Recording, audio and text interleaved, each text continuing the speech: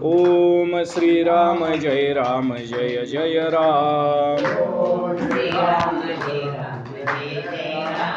वक्रतुंड महाकाय सूर्यकोटि समप्रभ निर्विघ्नं कुरु मे देव सर्वकार्येषु सर्वदा शान्ताकारं भुजगशयनं पद्मनाभं सुरेशं विश्वाधारं गगनसदृशं मेघवर्णं शुभांगं लक्ष्मीकान्तं कमलनयनं योगिभिर्ध्यानगम्यं वन्दे विष्णु बहुभयहर सर्वलोकैकनाथं मनोजवं मारुततुल्यवेगं जितेन्द्रियं बुद्धिमत्तावरिष्ठं वातात्मजवानरयुतमुख्यं श्रीरामदूतं शरणं प्रपद्ये।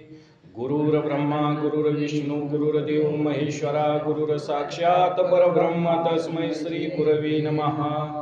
अलंकापुरी पुण्यभूमी पवित्र तिथे नांदतो ज्ञानराजा सुपात्र तया आठविता महापुण्य राशी नमस्कार माझा श्री सद्गुरु ज्ञानेश्वरासी। सौराष्ट्रे सोमनाथंच श्रीशैल्य मल्लिकार्जुनम उज्जयिन्या महाकाल ओंकारममलेश्वरम परल्यां वैद्यनाथंच डाकिन्या भीमशंकरं सेतुबंदे तु रामेशं नागेशं दारुकावने वाराणस्या तु विश्वेशं त्र्यंबकं गौतमी तटे हिमालयं तु केदारं कृष्णेषु शिवालये यतानि ज्योतिर्लिंगानि सायं प्रातः पठेन्नर सप्तजन्मकृतं पापं स्मरणेन विनश्यति। यति श्री द्वादश ज्योतिर्लिंग स्मरणं संपूर्णं। नमः पार्वतीपतये हर हर महादेव। पुंडलिका वरदे हरी विठ्ठल श्री ज्ञानदेव तुकाराम पंढरीनाथ भगवान की जय। माऊली ज्ञानेश्वर महाराज की जय। जगद्गुरु तुकाराम महाराज की जय। रामगिरी महाराज की जय। अवधूत चिंतन श्री गुरुदेव दत्त। गर्भिस्थ होय द्वारपाळ कुबेर आणि अनिल याही सदा समार्जना सकळ ग्रामाजी करावे। पांडुरंगा करू प्रथम नमन दुसरे चरणा संतांची त्यांच्या कृपादानी कथेचा विस्तार उभा बाजी सद्गुरु दास तुका जयांचे केलिया स्मरण होय सकळ विद्येंचे अधिकरण तेची वंदू श्रीचरण श्री गुरूंची काय माझी वाणी मानिल संताशी रंजव चित्ताशी आपुलिया। प्रस्तुत प्राप्त प्रसंगी कथेचा अनुसंधान मागील प्रसंगाला इथपर्यंत येऊन पोचलेला आहे। मागील प्रसंगाला वाल्मिकी ऋषींची असणारी त्या ठिकाणी उत्पत्ती अर्थातच शतकोटी रामायण म्हणजे 100 कोटी श्लोकाचं रामायण लिहून पूर्ण केलं। ही कथा आपण पहिल्या अध्यायामध्ये ऐकली। नंतर मग असणार त्या ठिकाणी नाम हे किती तारक आहे कलियुगामध्ये। नामचिंतनाशिवाय देवाच्या पर्याय नाही। बाकीची साधनं कलियुगामध्ये चालू शकत नाहीत। कलियुगामध्ये उद्धार करून घ्यायचा असेल तर एक नामस्मरण एकतत्व नाम दृढ धरी म्हणा हरीशी करुणा येईल तुझी ते नाम सोपे रे रामकृष्ण गोविंदन वाचेशी सद्गद जपे आधी। तसं नामस्मरणाशिवाय दुसरं कलियुगामध्ये काय करण्याची आवश्यकता नाही। परंतु आता या ओवीमध्ये कथेचं अनुसंधान इथपर्यंत येऊन पोचलेलं आहे। राजा रावण एकदा कैलासाला गेलेला आहे भगवान शंकराच्या दर्शनासाठी आणि कैलासाला गेलेला असताना त्या ठिकाणी असणारे भगवान शंकर आहेत। परंतु भगवान शंकराच्या पुढे नंदी असणारा विराजमान झालेला आहे। त्या नंदीनं शंकराच्या दर्शनाला जात असलेल्या राजा रावणाला अडवलेला आहे।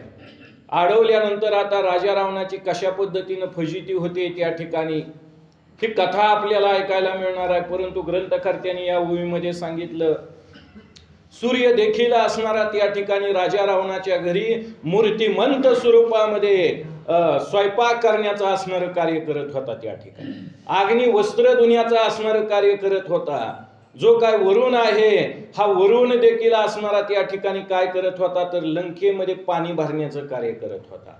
चंद्र राजा रावणाच्या डोक्यावरती छत्र धरत होता त्या ठिकाणी आणि स्वतः गणपती बाप्पा त्या ठिकाणी काय करत होते लंकेमधली गाढवं राखण्याचं कार्य करत होते। अशी असणारी दुर्दशा त्या 33 कोटी देवांची राजा रावणाने केलेली आणि असा असणारा हा राजा रावण त्यावेळेला कैलासामध्ये जाऊन पोचलेला आहे। वस्त्रे दूता वैष्णव वानर पुरोहित झाला विष्णुपुत्र पांडित्य करी अंगीकार कुमार नारद तुंबर गाती सदा. बघा ग्रंथ करते या ओळीमध्ये सांगू लागले, पांडित्य असणारे बृहस्पती गुरु त्यावेळेला पांडित्य करण्याचं कार्य त्या लंकेमध्ये करू लागलेले आहेत. चंद्र छत्र धुवू लागलेला आहे, अग्नी वस्त्र धुण्याचं असणारं कार्य त्या ठिकाणी असणारा करू लागलेला आहे. अशी विविध प्रकारची ब्रह्मदेव स्वतः असणारं त्या ठिकाणी पौरोहित्य करण्याचं कार्य राजा रावणाच्या लंकेमध्ये करू लागलेले आहे. 10 वेळा शिव पूजिला रावण 10 शके वक्र पावला. 20 हस्त लादला शिव केला वंशतेने. बघा ग्रंथ करते या ठिकाणी म्हणतात की हा राजा रावण 10 वेळा कैलासाला गेला, भगवान शंकराचं 10 वेळा पूजन केलं म्हणून करता 10 डुकी राजा रावणाला प्राप्त झाली, 20 हात प्राप्त झाले. कारण वश्य असणार केलेलं होतं भगवान शंकराला या असणाऱ्या राजा रावणानं. अशी अवस्था त्यावेळेला या राजा रावणानं भगवान शंकराला प्रसन्न करून घेतलेली आहे. कोण एके समयी रावण पुष्पक विमानी बैसोन. कैलास गिरी चरिता पूर्ण तो नंदी रक्षण महाद्वारी. एके दिवशी राजा रावण कैलासामध्ये गेलेला आहे, भगवान शंकराच्या दर्शनाला राजा रावण जाऊ लागला. पण एवढ्यामध्ये काय झालेलं आहे, पुढं असणाऱ्या महादरवाज्यामध्ये नंदीनं त्यावेळेला रावणाला अडवलेला आहे. रावणाला पाहिलं नंदीनं, आणि हा जो काय नंदी आहे आणि या राजा रावणाचा काय संवाद चालू झालेला आहे. हाने नको जाऊ लंकापती शिव उमा आहेत एकांती. ऐशे ऐकता मय जापती परमक्षोम पावला. बघा हा नंतर मग अशा अवस्थेमध्ये हा जो काय नंदिकेश्वर आहे राजा रावणाला सांगू लागलेला आहे की तू आतमध्ये शंकरांच्या दर्शनाला जाऊ नको का, शिव पार्वती एकांतामध्ये आहेत आणि त्याच्यामध्ये विक्षेप करू नको, तू जाऊ नको असं म्हटल्याच्या नंतर हा जो काय रावण आहे क्रोधायमान झालेला आहे आणि त्यावेळेला नंदीला काय बोलू लागलेला आहे. नंदीस म्हणे ते वेळे तुझ मरकटाचे न बोले. मी न राहे कदा काळे जाईन बळे करून या. बघा त्यावेळेला असणारा हा रावण क्रोधायमान झालेला आहे, म्हणू लागलेला आहे त्यावेळेला नंदीला, तुझ्यासारख्या माकडाची आज्ञा ऐकून मी शंकराच्या दर्शनाला जाणं टाळणार नाही. मी आता शंकराच्या दर्शनाला गेल्याशिवाय राहणार नाही, बघतो तू काय करतोस ते. असं त्यावेळेला हा जो काय रावण आहे नंदीला त्या ठिकाणी रागाने बोलू लागलेला आहे. ऐसे बोलता दशकंदर कोपला तेव्हा नंदकेश्वर. शाप शस्त्र आणि वार ताडिले सत्वर तेनीची. ज्या वेळेला असं राजा रावण त्या ठिकाणी बोलला, नंदीच्या मनामध्ये देखील त्यावेळेला क्रोध निर्माण झालेला आहे. क्रोधाच्या भरामध्ये नंदीनं त्यावेळेला राजा रावणाला शाप दिला. मग आता काय शाप दिला असणारा नंदीला, त्या नंदीनं त्या असणाऱ्या राजा रावणाला, ते देखील आता एकाग्र चित्तानं ऐका, ग्रंथ करते आपल्याला सांगत आहे. म्हणे उन्मत तू मूढमती तू नर वानर रणी तू वा दशरुद्र पूजिले निगुती 11वा मारुती प्रगटल. बघा नंतर मग असणारा नंदी त्यावेळेला रावणाला म्हणू लागलेला आहे, अरे राजा रावणा, तू एवढा उन्मत्त झालाय, मदोन्मत्त होऊन असणारा वर्तन करू लागलेला आहे तू या ठिकाणी. असं उन्मत्तपणानं होऊन वागणं हे असणारं योग्य नाही, तेही देवाच्या दर्शनाला आल्याच्या नंतर त्या ठिकाणी. कारण देवाच्या दर्शनाला गेल्यानंतर जाणाऱ्याच्या मनामध्ये थोडी तरी नम्रता असावी, नम्र भाव असावा त्या ठिकाणी. समजा आपण पंढरीच्या वारीला गेलं तर दर्शन लवकर व्हावं म्हणून कुटुंबी मधून घुसायचं नाही, लवकर दर्शन करण्याचा प्रयत्न करायचा नाही. कारण असं करणं ही सुद्धा उद्धटपणाचं उन्मत्तपणाचं लक्षण आहे. परंतु त्यावेळेला असणारा या ठिकाणी नंदीनं शाप दिला, 11वा रुद्र असणारा हनुमंतराय प्रगट होईल आणि तोच असणारा तुझी या ठिकाणी फजिती करील, असा त्यावेळेला असणारा शाप नंदीनं या रावणाला देऊन टाकलेला आहे. तो वानर रूपे अवतरुण करील तुझे गर्व मोंचन. ऐकता क्रोधावला रावणा म्हणे हा उपडीन कैलासगिरी. बघा हा जो काय हनुमंतराय म्हणजेच 11 रुद्र, अंजनीच्या तपासाठी महारुद्र आले पोटी.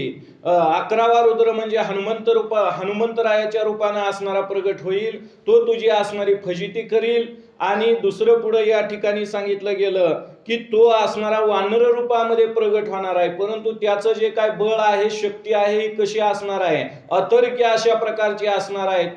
तुझं जे काय मन आहे, बुद्धी आहे, कल्पना देखील करू शकणार नाही, असं त्यावेळेला नंदीनं रावणाला शाप देऊन टाकलेला आहे. उचलो निया कैलास पर्वत लंकेश नेईन क्षणात मनोनी तळी घातला हात समूळ उचला वयाशी. बघा, राजा रावणाचा क्रोध त्यावेळेला अतिशय वाढला गेलेला आहे. त्यानं त्यावेळेला काय केलेला आहे, नंदी मला आता दर्शनासाठी जाऊ देत नाही, शाप दिलेला आहे, असा क्रोध रावणाच्या मनामध्ये अनिवार्य निर्माण झाला आणि 20 हात कैलास पर्वताच्या खाली घातला. आता ही उचलून लंकेलाच घेऊन जातो म्हणला, असा असणारा क्रोध त्यावेळेला रावणानं केलेला आहे. 20 हातानं तो असणारा कैलास पर्वत उचलण्याचा प्रयत्न करू लागलेला आहे.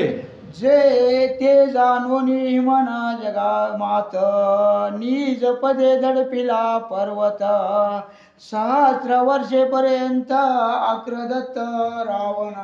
बघा, नंतर मग अशा अवस्थेमध्ये त्यावेळेला काय झालेलं आहे, रावणाने 20 हात कैलास पर्वताच्या पायथ्याला घातले आणि गदगदा त्यावेळेला पर्वत असणारा हलवू लागला. परंतु भगवान शंकराने त्यावेळेला जाणलं की हा राजा रावण उन्मत्तपणानं अशा पद्धतीचं कार्य करू लागलेला आहे. त्रिभुवनाचा भार टाकला त्यावेळेला शंकराने त्या कैलास पर्वतावरती. त्यावेळेला काय झालं, राजा रावणाचे 20 जे काय हात होते ते पर्वताखाली चेंगरले गेले. 1000 वर्षापर्यंत हा राजा रावण त्या ठिकाणी आक्रोश करू लागला. अशी अवस्था त्यावेळेला रावणाची झालेली आहे. मग करी शिवाचे स्तवन प्रसन्न झाला त्रिनयन दश वक्र दिले सोडून आला परतोनी लंकेशी. बघा, नंतर मग अशा अवस्थेमध्ये त्यावेळेला हा जो काय राजा रावण आहे नाईलाज झाला आणि त्यानं भगवान शंकराचं स्तवन करायला चालू केलं. शंकराला त्यावेळेला दया आली, प्रसन्न झाले आणि त्या राजा रावणाचे जे काय हात पर्वताच्या खाली अडकले गेलेले होते त्याच्यामधून त्याची सुटका केली. तो असणारा त्यावेळेला दीनवदन झालेला आहे आणि लंकेमध्ये परत फिरून माघारी आलेला आहे. एकदा रे वातिरी ध्यानस्थ बैसला असता माय जकांत पुढे शिकता लिंग विराजित ते पाणी चढत माघारे. बघा, नंतर मग अशा अवस्थेमध्ये एके दिवशी हा जो काय राजा रावण आहे नर्मदा नदीच्या वाळवंटामध्ये त्यानं पार्थिव शिवलिंग तयार केलेलं आहे वाळूचं आणि त्याचं पूजन असणारा त्यावेळेला हा जो काय राजा रावण आहे करू लागला. पण एवढ्यामध्ये काय झालं, हे जे काय नर्मदा नदीचं पाणी होतं ते असणारं त्या ठिकाणी वाढू लागलं, चढू लागलं. अशी असणारी अवस्था त्यावेळेला झाली. मग कशामुळे झाली, का झाली, त्याचं ही कारण पुढील ओळीमध्ये ऐका, ग्रंथकर्ते आपल्याला सांगत आहे. सहस्रा अर्जुने निज भुजे करुण कोण दिले नर्मदेचे जीवन ध्यान करिता रावण अखंड पर्यंत बुडाला. जो काय सहस्त्रार्जुन होता, हा सहस्त्रार्जुन सामान्य नव्हता, तर त्या सहस्त्रार्जुनाला देखील असणारे 1000 हात होते आणि त्या 1000 हाताच्या साह्यानं नर्मदा नदीच्या पात्रामध्ये बसून त्यानं काय केलेलं होतं, तर पूर्णपणे नर्मदेचं पाणी अडवलं होतं. जणू काय की अचानक भयानक धरणच निर्माण व्हावं त्या नदीवरती, तशी अवस्था त्यावेळेला केली. आणि त्याच नर्मदा नदीच्या पात्रामध्ये बसलेला राजा रावण पूर्णपणे गळ्यापर्यंत त्या पाण्यामध्ये बुडाला गेला. अशी अवस्था त्यावेळेला रावणाची झालेली आहे. परम क्रोधावला दशमौळी दावोनी आला तया जवळे म्हणे कोण रे तू हे स्थळी देवाजवळ कोंडी तसे. बघा, नंतर मग असणारा हा जो काय राजा रावण आहे क्रोध निर्माण झाला त्यावेळेला रावणाच्या मनामध्ये त्या ठिकाणी. कारण रावण हे असणार त्या ठिकाणी प्रतीक कशाचं आहे, अहंकाराचं प्रतीक म्हणजे असणारा राजा रावण आहे त्या ठिकाणी. काम क्रोधाधिक राक्षस मारुनी मर्दोनी देह अहम भाव रावण निवटोनी म्हणून सांगितलं आरतीमध्ये प्रभू रामचंद्राच्या. कारण आपल्या देहामध्ये, आपल्या मनामध्ये, आपल्या अंतःकरणामध्ये जर अहंकार नावाचा वैरी आपण बाळगत असू तर समजून जायचं आपण सुद्धा कलियुगातले दुसरे रावणच आहोत असं म्हणायला काय हरकत नाही श्रोत्यांनो. कारण रामायण हे ग्रंथामध्ये पाहायचं नाही, तर रामायण हे आपल्या देहामध्ये पाहायचं आहे श्रोत्यांनो. कारण रामायण म्हणजे भावार्थ रामायण आहे. ग्रंथकर्त्यांनी भाव प्रगट केला. त्यावेळेला असणारा रावण क्रोधित झाला आणि धावून गेलेला आहे. त्या सहस्रार्जुनाच्या असणाऱ्या गळ्याला त्यावेळेला धरलेला आहे. कोण आहे तू, कशासाठी आला, काय म्हणून असणार या नर्मदा नदीचं पाणी आढळू लागलाय, असं त्यावेळेला रावण त्या सहस्रार्जुनाला बोलू लागलेला आहे. सहस्रार्जुने कवळ घालून ग्रीवेशी धरिला दशवदन की मृगेंद्र धरिला वारण झाले प्राण कासावीस. बघा, ग्रंथकर्त्यांनी सांगितलं त्यावेळेला सहस्रार्जुनाला असा रावण बोलू लागला. रावणाला त्यावेळेला असणार त्या ठिकाणी धरलं म्हण आपल्या कवळ्यामध्ये या असणाऱ्या सहस्रार्जुनानं. कशा पद्धतीनं धरलं, एखादा वारण म्हणजे हत्ती असावा आणि त्या हत्तीनं काय करावं, एखाद्या सिंहाला आपल्या असणाऱ्या सोंडीमध्ये त्या ठिकाणी धरावं. तद्वत असणारी अवस्था सहस्रार्जुनानं या रावणाची केली. त्यावेळेला राजा रावणाचं प्राण कासावीस होऊ लागलं. अशी अवस्था रावणाची झालेली आहे. पौ काळबंदी घातला मग पौलस ऋषी दाविनला भिक्षा मागून ते वेळा सोडविला राक्षस. बघा, नंतर मग अशा अवस्थेमध्ये त्यावेळेला हे जे काय पौलस्ती नावाचे ऋषी होते सहस्रार्जुनाकडे त्यावेळेला गेले आणि सहस्रार्जुनाला सांगितलं, माझा मुलगा असणारा रावण तू असणारा या ठिकाणी धरलेला आहे, कृपा करून दान म्हणून माझा मुलगा मला तुम्ही परत द्यावा. म्हटल्याच्या नंतर या असणाऱ्या सहस्रार्जुनाचं मन त्यावेळेला द्रवलं गेलं आणि रावणाला परत पौलस्ती ऋषीच्या स्वाधीन केलेला आहे. बळीची या नगरा देख बळीची आला लंका नायक जैसा व्याळाचे बिळी मूषुक चारा घेऊन प्रवेशला. बघा, ग्रंथकर्ते या ठिकाणी या ओळीमध्ये उदाहरण देऊन सांगतात. एकदा बळीराजाच्या नगरामध्ये म्हणजे पाताळ लोकांमध्ये हा राजा रावण त्यावेळेला जाऊन पोचलेला आहे. कसा गेला, ग्रंथकर्त्यांनी सांगितलं, जसं एखादं असणारं सापाचं बिळ असावं आणि त्या सापाच्या बिळामध्ये स्वतःहून एखाद्या उंदरानं जावं म्हणले त्या ठिकाणी चारा भक्षण करण्यासाठी म्हणून. तद्वत असणारा हा राजा रावण पाताळ लोकांमध्ये बळीराजाच्या घरी जाऊन पोचलेला आहे. तो बळीची या महाद्वारी एक पुरुष उभा दंडाधारी जयाची या तेज माझारी शशी मित्र जंकोळती. त्या वेळेला बळीराजाच्या दरवाज्यामध्ये एक असणारा दिव्य देहधारी असणारा पुरुष उभा राहिलेला आहे, हातामध्ये काठी घेऊन द्वारपाळ म्हणून. तो कोण, दुसरा तिसरा कोण नव्हता तर भगवंतानी जे काय 10 अवतार घेतले त्या 10 अवतारापैकी असणारा वामन अवतारातला असणारा भगवंत त्या ठिकाणी बळीराजाच्या दरवाज्यामध्ये वॉचमॅन म्हणून अजून सुद्धा उभा आहे श्रोत्यांनो त्या ठिकाणी. कारण 10 अवतार जे काय घेतले त्या 10 अवतारामध्ये अंबऋषी राजासाठी 10 अवतार जरी घेतलेले असले तरी त्या अवताराच्या माध्यमातून अनेक भक्तांचं कार्य देवानं केलेलं आहे. तसं दिव्य देह धारण करून जणू काही त्याच्या प्रकाशानं चंद्र सूर्य सुद्धा निस्तेज झाले जातात असं स्वरूप धारण केलेला तो दिव्य देहधारी पुरुष रावणाच्या दृष्टीला पडलेला आहे. तो महाराज त्रिविक्रमा जे कोणी बळीचे निज प्रेम द्वारपाळ झाला पुरुषोत्तमा आज अजित जगद्गुरु. ग्रंथकर्ते या ओळीमध्ये सांगतात की तो असणारा त्रिविक्रम म्हणजे वामन अवतार धारण केलेला असणारा भगवंत आहे त्या ठिकाणी. पण बळीराजाचं असणारं प्रेम पाहिलं, भक्तिभाव असणारा त्याच्या अंतःकरणामधला पाहिला. कारण देवाला बाह्य उपचारानं पूजून देवाचं मन संतुष्टच होईल ही गॅरंटीनं सांगता येत नाही. परंतु अंतःकरणामधला जर का शुद्ध भाव असेल तर मग मात्र देवाची प्रसन्नता आपल्यावर व्हायला उशीर लागत नाही. ती अवस्था या बळीराजानं केली. कारण पूर्वी हाच भगवंत बळीराजाला दान मागण्यासाठी गेलेला होता. दान मागण्यासाठी गेल्याच्या नंतर 3 पावलं भूमी दान मागितली, 2 पावलामध्ये स्वर्ग मृत्यू पाताळ आटोपलं. 3रा पाऊल कुठं ठेवू? बळीराजा उदार होता. बळीराजानं त्यावेळेला सांगितलं, देवा माझ्या डोक्यावर पाऊल ठेव. म्हटल्याबरोबर वामन स्वरूपामधल्या भगवंतानी मागचा पुढचा विचार न करता बळीराजाच्या डोक्यावर पाय ठेवला आणि त्याला पाताळ लोकांमध्ये घातलं. आणि अशा रीतीनं पाताळ लोकांमध्ये घालून भगवंत स्वतः असणारे त्या ठिकाणी द्वारपाळ म्हणून उभा राहिले त्या बळीराजाच्या नगरामध्ये. आणि तोच असणारा बळीराजा या रावणाच्या दृष्टीला पडलेला आहे. मग तयाशी म्हणे रावण बळीशी आणि बोलावून नाही तरी हे नगरी उचलो ना पालती घालीन सागरी. बघा नंतर मग असणारा तो जो काय राजा रावण आहे उन्मत्तपणाने बोलू लागलेला आहे त्यावेळेला त्या बळीराजाच्या द्वारपाळाला की बाबा कुठं आहे असणारा तो बळीराजा, आण बोलवून त्याला इकडं, नाहीतर ही जी काय असणारी पाताळ लोकाची नगरी आहे पूर्णपणे मी या ठिकाणी समुद्रामध्ये बुडवून टाकीन, असं त्यावेळेला क्रोधित झालेला हा रावण त्या द्वारपाळाला बोलू लागलेला आहे. म्हणे वैकुंठ विलासी तू बळीचा प्रताप नेनशी, आताच येईल प्रत्ययाशी जाईन वेगेशी अतोता. बघा नंतर मग असणारा हा जो काय बळीराजा आहे हा बळीराजाचा द्वारपाळ असणारा भगवंत त्यावेळेला म्हणू लागलेला आहे राजा रावणाला की बाबा तू या पाताळ लोकामध्ये आलेला आहे आणि उन्मत्तपणाने बोलू लागलेला आहे, परंतु बळीराजाचा पराक्रम अजून तू पाहिलेलाच नाही, अनुभवलेला नाही.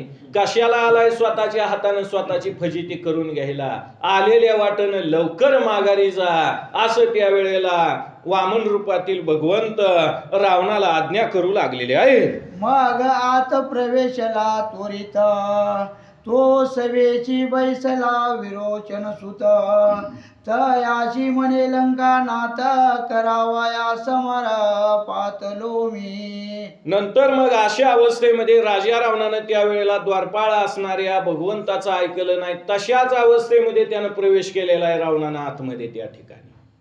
आणि सभेमध्ये असणारा विरोचन राजाचा सूत असणारा हा बळीराजा बसलेला आहे त्या ठिकाणी. आणि बसलेला असताना त्यावेळेला रावण तिथं जाऊन पोचला आणि मी तुझ्या बरोबर समर म्हणजेच युद्ध करण्यासाठी आलेलो आहे, असं त्यावेळेला बळीराजाला हा रावण उन्मत्तपणानं बोलू लागलेला आहे. जैसा शुप्रतनाचा पुतळा धरावया आलावड वानळा, की वृषभ बळे माजला कुचुदावला सिंहाशी. ग्रंथकर्त्यांनी या ठिकाणी उदाहरण देऊन सांगितलं गेलं की हा रावण उन्मत्तपणाने युद्ध करण्यासाठी आता सिद्ध झालेला आहे. जसं एखादा बैल असावा आणि बैल मदोन्मत्त व्हावा आणि सिंहालाच आपल्या शिंगाच्या साह्यानं मारण्यासाठी त्यानं सिद्ध व्हावं, तद्वत अवस्था रावणाची त्यावेळेला बळीराजाच्या समोर झालेली आहे. व्याघ्राशी धरीन म्हणे बसत, की आळिका सुवर्णावरी धावत, ऐरावतीचा मोडावया दात शलंब जैसा सरसावला. ग्रंथकर्त्यांनी उदाहरण देऊन सांगितलं ऐरावत नावाच्या हत्तीचा दात मोडण्यासाठी शलभ म्हणजे एखाद्या चिलटानं असणारं धावून जावं, एखाद्या आळीनं सुपर्णावरती म्हणजेच गरुडावरती असणारं त्या ठिकाणी धावून जावं, त्याच पद्धतीनं हा राजा रावण त्या बळीराजाच्या अंगावरती धावून जाऊ लागलेला आहे. वृश्चिक जावे सत्वर ताडावया खंदिरागार, खोद्योत राणे दिवाकर आसुडून पाडीन खालता. ग्रंथकर्त्यांनी उदाहरण देऊन सांगितलं या ठिकाणी खद्योत म्हणजेच एखादा सोनकिडा असावा म्हणले त्या ठिकाणी, आणि त्या सोनकिड्यानं म्हणावं आकाशामधल्या सूर्याला मी धडक देईन आणि खाली जमिनीवर पाडन, शक्य होईल का म्हणले त्या ठिकाणी? नाही शक्य होणार. किंवा विंचू असावा आणि विंचवानं काय करावं तर खदिरांगर म्हणजे विस्तवाला असणारं त्या ठिकाणी मी फोडून टाकीन असं म्हणून विस्तवाच्या दिशेनं धावून जावं. विंचू वाचला जाईल का? वाचणार नाही. तीच अवस्था त्यावेळेला या राजा रावणाची बळीराजासमोर होऊ लागलेली आहे. तैसा बळी प्रति रावण सांगे आपले थोरपण, की सरस्वती पुढे मती मंदे येऊन वागदार मिला. ग्रंथकर्त्यांनी उदाहरण देऊन सांगितलं या ठिकाणी अशा रीतीनं असणारा हा जो काय राजा रावण आहे असणारा त्या ठिकाणी वल्गना करू लागला. म्हण पुन्हा पुढं बळीराजा पुढं वल्गना करू लागला. ग्रंथकर्त्यांनी उदाहरण दिलं सरस्वती पुढं एखाद्या मतिमंद माणसानं जावं आणि उगच वल्गना कराव्या, त्याच्या वल्गना असणाऱ्या ज्या पद्धतीनं निरर्थक असतात ना तद्वत अवस्था या राजा रावणाची होऊ लागलेली आहे. हा सोनी बळी म्हणे ते वेळे या वैकुंठनाथ द्वारपाळे, पूर्वी नारसिंह रूप धरिले प्रल्हाद भक्त रक्षावया. बघा नंतर मग असणारा हा जो काय बळीराजा आहे हसून त्या वेळेला म्हणू लागलेला आहे की पूर्वी या असणाऱ्या भगवंतानं काय केलं, नरसिंह रूप धारण केलं आणि कोरड्या खांबामध्ये प्रगट झाला. कशासाठी? भक्त प्रल्हादाच्या जीवाचं रक्षण करण्यासाठी तो असणारा कोरड्या खांबामध्ये प्रगट झाला. हाके सरशी उडीन घालून या स्तंभ पोडी, ऐशी कृपावंत कोणी माझी विठाई वाचुनी. तसं नरसिंह अवतार घेतला आणि तो असणारा भक्त प्रल्हादाच्या रक्षणासाठी प्रगट झालेला आहे. असं त्यावेळेला बळीराजा हसत हसत रावणा पुढे बोलू लागलेला आहे. नरसिंह गदा गाये करुणा हिरण्य कशुपूचे कर्णभूषण. कुंडले पडली उसळून ती उचलून घेईन तू. नंतर मग असणार या ठिकाणी सांगितलं गेलं बळीराजानं राजा रावणाला की ज्या वेळेला नरसिंह रूपामध्ये भगवंत प्रगट झाले त्यांनी काय केलं, एक गदेचा आघात केला हिरण्यकश्यपूला.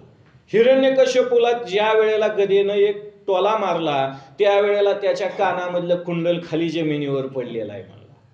मग आता तुला एवढंच काम आहे, ती खाली पडलेलं जी काय हिरण्यकश्यपूचं कुंडल आहे ती उचलन माझ्याजवळ घेऊन ये, असं काम त्यावेळेला बळीराजानं रावणाला सांगितलेलं आहे. उचलो गेला दशकंदर बळे लाविले विसई कर. जैसा मशकाशी नडळे कुंजर तैसे जावले रावणा पै. ग्रंथकर्त्यांनी या ठिकाणी उदाहरण देऊन सांगितलं, रावण त्यावेळेला गेला आणि ती कुंडल उचलण्याचा प्रयत्न करू लागला, परंतु रावणाला देखील असणार ते कुंडल उचलना गेलं म्हण. अशी अवस्था त्यावेळेला रावणाची झाली त्या ठिकाणी. जसं एखादा मशक म्हणजे चिलट असावं, त्या चिलटानं हत्तीच्या मस्तकाला धडक दिली तर हत्तीला त्याचा काय परिणाम होईल का? काहीच होणार नाही. तद्वत अवस्था रावणाची त्यावेळेला झालेली आहे. निस्तेज झाला ते वेळी तो बोळीचा राणी विद्यावळी.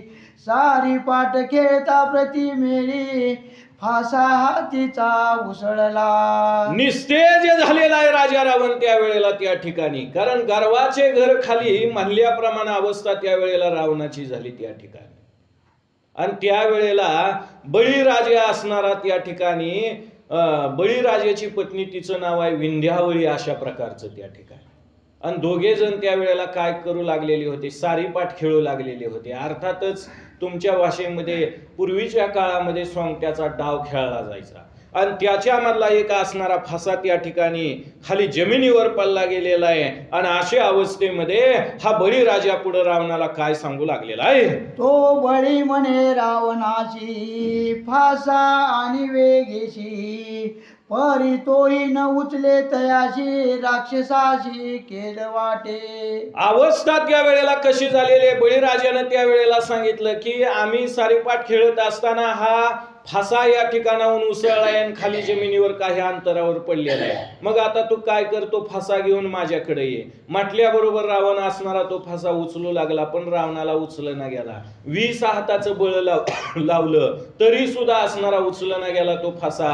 अशी असणारी हिमपुटी अवस्था राजा रावणाची त्यावेळेला झालेली आहे.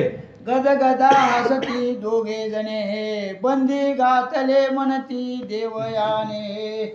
येता आला युद्ध कारणे तो फासायाशी नुचोलेची. नंतर मग सर्वजण असणार त्यावेळेला दोघे जण ही बळीराजा आणि विंध्यावळी त्यावेळेला हसू लागले, गदगदा हसू लागले. म्हण त्यावेळेला ह्याने 33 कोटी देव बंदीखान्यामध्ये टाकल्यात, पण साधा ह्याला सारी पाटाचा फासा उचलत नाही. धिक्कार असो याच्या असणाऱ्या शक्तीचा, असं म्हणून त्यावेळेला बळीराजा आणि त्याची पत्नी त्यावेळेला हसू लागलेली आहे. झाला परम अपमान माघारा चालिला दशवदना. तो मार्गे बळीचे सेवक जना त्याशी त्यानी रावण नागविला. बघा अशा अवस्थेमध्ये त्यावेळेला राजा रावण निराश झाला, फजिती झाली राजा रावणाची, महागारी निघाला. पण महागारी ज्या वेळेला निघाला त्यावेळेला बळीराजाचं सेवक गेलं मंदाहून त्या ठिकाणी, घेतली अंगावरली सगळी कपडे वगैरे त्या ठिकाणी हिसकावून हिरावून आणि नग्न अवस्था त्यावेळेला राजा रावणाची करून टाकलेली आहे. घेतली वस्त्रे शास्त्रे हिरावून मुखाची तेलमशी लावून. विसई हस्त बांधून नगरा माझी हिंडविती. रावणाची अवस्था पुढे कशी केलेली आहे त्या ठिकाणी अंगावर वस्त्रहीन अशा प्रकारची अवस्था त्यावेळेला राजा रावणाची त्या ठिकाणी केलेली आहे. तव्याचं काळं पूर्णपणे असणारं तोंडाला त्यावेळेला लावलेलं आहे त्या ठिकाणी, आणि दाही असणाऱ्या मुंडक्याला त्या ठिकाणी दावं बांधलं, आणि कुत्र्याप्रमाणे गल्ली गल्लीमध्ये त्यावेळेला बळीराजाचे सेवक या राजा रावणाला हिंडवू लागलेले आहेत. एक अंगावर धूळ टाकीती, एक दाढी धरोनी ओढती, एक बळेची बैसाविती, एक उठविती सवेची. अवस्था त्यावेळेला कशी होऊ लागलेली आहे राजा रावणाची. त्यावेळेला काही जण राजा रावणाच्या दाढीला धरून असणार त्या ठिकाणी खाली बसवू लागले, काही जण त्याला उभा राहा म्हणू लागले, काही जण बस त्यावेळेला म्हणू लागले, आणि अशा रीतीने असणारी हिमपुटी अवस्था त्यावेळेला या राजा रावणाची करायला सुरुवात केलेली आहे. एक करती शेण मार, काकुळती येता दशकंदर, पळो पाहे जव बाहेरा, तव द्वारपाळ जाऊन दी. नंतर मग अशा अवस्थेमध्ये काही लोक त्यावेळेला शेण मारू लागले, काही चिखल मारू लागले, काही दगड गोटे त्यावेळेला रावणाला मारू लागले. अशी अवस्था त्यावेळेला रावणाची झाली. रावण पळून जाण्याचा प्रयत्न करू लागला, पण दरवाजामध्ये, मुख्य दरवाजामध्ये असणारा द्वारपाळ होता म्हण त्या ठिकाणी. आणि ती द्वारपाळ म्हणजे काय सामान्य द्वारपाळ होता का? देवानं 10 अवतार जे काय घेतले त्याच्यापैकी वामन रूपातला भगवंत मुख्य दरवाजामध्ये हातामध्ये वेताची काठी घेऊन उभा राहिलेला आहे, आणि त्या द्वारपाळानं मात्र ह्याला जाऊच द्यायचं नाही असं ठरवलेलं असल्यामुळं या रावणाचा नाईलाज झालेला आहे. शूद्र द्वार मोरी मधुना, मस्तक घाली जव रावणा, तव सर्वाटाही वामना, दंडावरी मारित. अवस्था रावणाची त्यावेळेला कशी झाली? ज्या वेळेला दरवाजामधून जाता येत नाही त्यावेळेला राजा रावणानं मोरीमध्ये तोंड घातलं आणि तिथून पळून जाण्याचा प्रयत्न केला म्हण रावणानं त्या ठिकाणी. पण वामन रूपातल्या भगवंतानी त्यावेळेला बघितलं, आणि तोंड आतमध्ये मोरीमध्ये घातलेला आहे, बाकीचा अंग मोरीच्या बाहेर आहे, आणि अशा अवस्थेमधल्या राजा रावणाला त्या वेताच्या काठीनं मार त्यावेळेला भगवंत त्या ठिकाणी देऊ लागलेले आहे. बळीचे अश्वशाळेत रावण, शुद्ध कांत्र हिंडे नग्न, चणे खातसे वेचुना, मागे कोरान्न घरोघरी. अवस्था त्यावेळेला कशी झालेली आहे? बळीराजाच्या नगरामध्ये जेवढी काय घरं होती त्या घरोघर असणार त्यावेळेला भिक्षा मागू लागला म्हण राजा रावण त्या ठिकाणी. आणि अश्वशाळेमध्ये गेला, म्हणजे जिथं घोडे बांधण्याची जागा होती त्या अश्वशाळेमध्ये गेला, आणि घोड्याला चारत असताना जी काय खाली सांडलेलं हरभरं होतं, हे हरभरं एक एक हरभऱ्याचा दाना उचलून घ्यायचा आणि तो खायचा. त्याच्यावरच आपली भूक भागवण्याचा प्रयत्न हा राजा रावण बळीराजाच्या अश्वशाळेत करू लागलेला आहे. पोटासाठी वाग्या होऊन, म्हणे मी मल्हारीचा स्वान, कोटंबे चोंडके काके घेऊन, नाचून धान्य मिळवी. नंतर मग अशा अवस्थेमध्ये त्यावेळेला हा रावण गल्ली गल्लीमध्ये त्या पाताळ लोकांमध्ये हिंडू लागलेला आहे, म्हणू लागलेला आहे मी खंडोबाचा वाघ आहे म्हणला या ठिकाणी. असं म्हणून असणारा त्यावेळेला नाचू लागला, नृत्य करू लागला, लोकांची कर्मणूक मनोरंजन करण्याचा असणारा प्रयत्न करू लागलेला आहे, हातामध्ये कोटंबा घेतलेला आहे, आणि अशा अवस्थेमध्ये असणारा त्यावेळेला भिक्षा हा राजा रावण पाताळ लोकांमध्ये मागत आहे. तो दाशिनी धरिला कौतुके, उदक आणि तागातला काके, तया का कुळती येते दिनमुख, मग सोडिती सत्वर. बघा, नंतर मग अशा अवस्थेमध्ये त्यावेळेला राजा रावण गल्ली गल्लीमध्ये त्या पाताळ लोकांमध्ये हिंडू लागला. पण एवढ्यामध्ये झालं काय?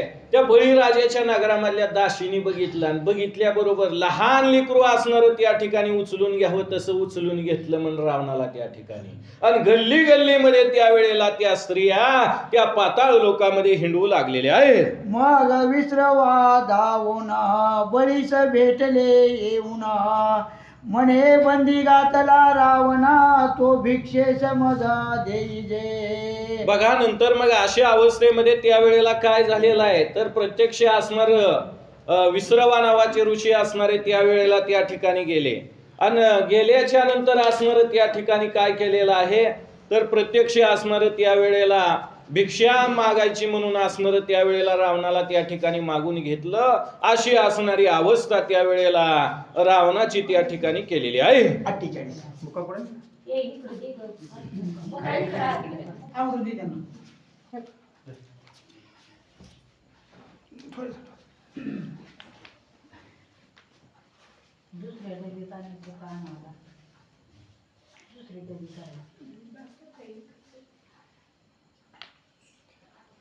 किती 48 खाल्ले पाण्यावर हा ते पाठ. हम्म. तेच.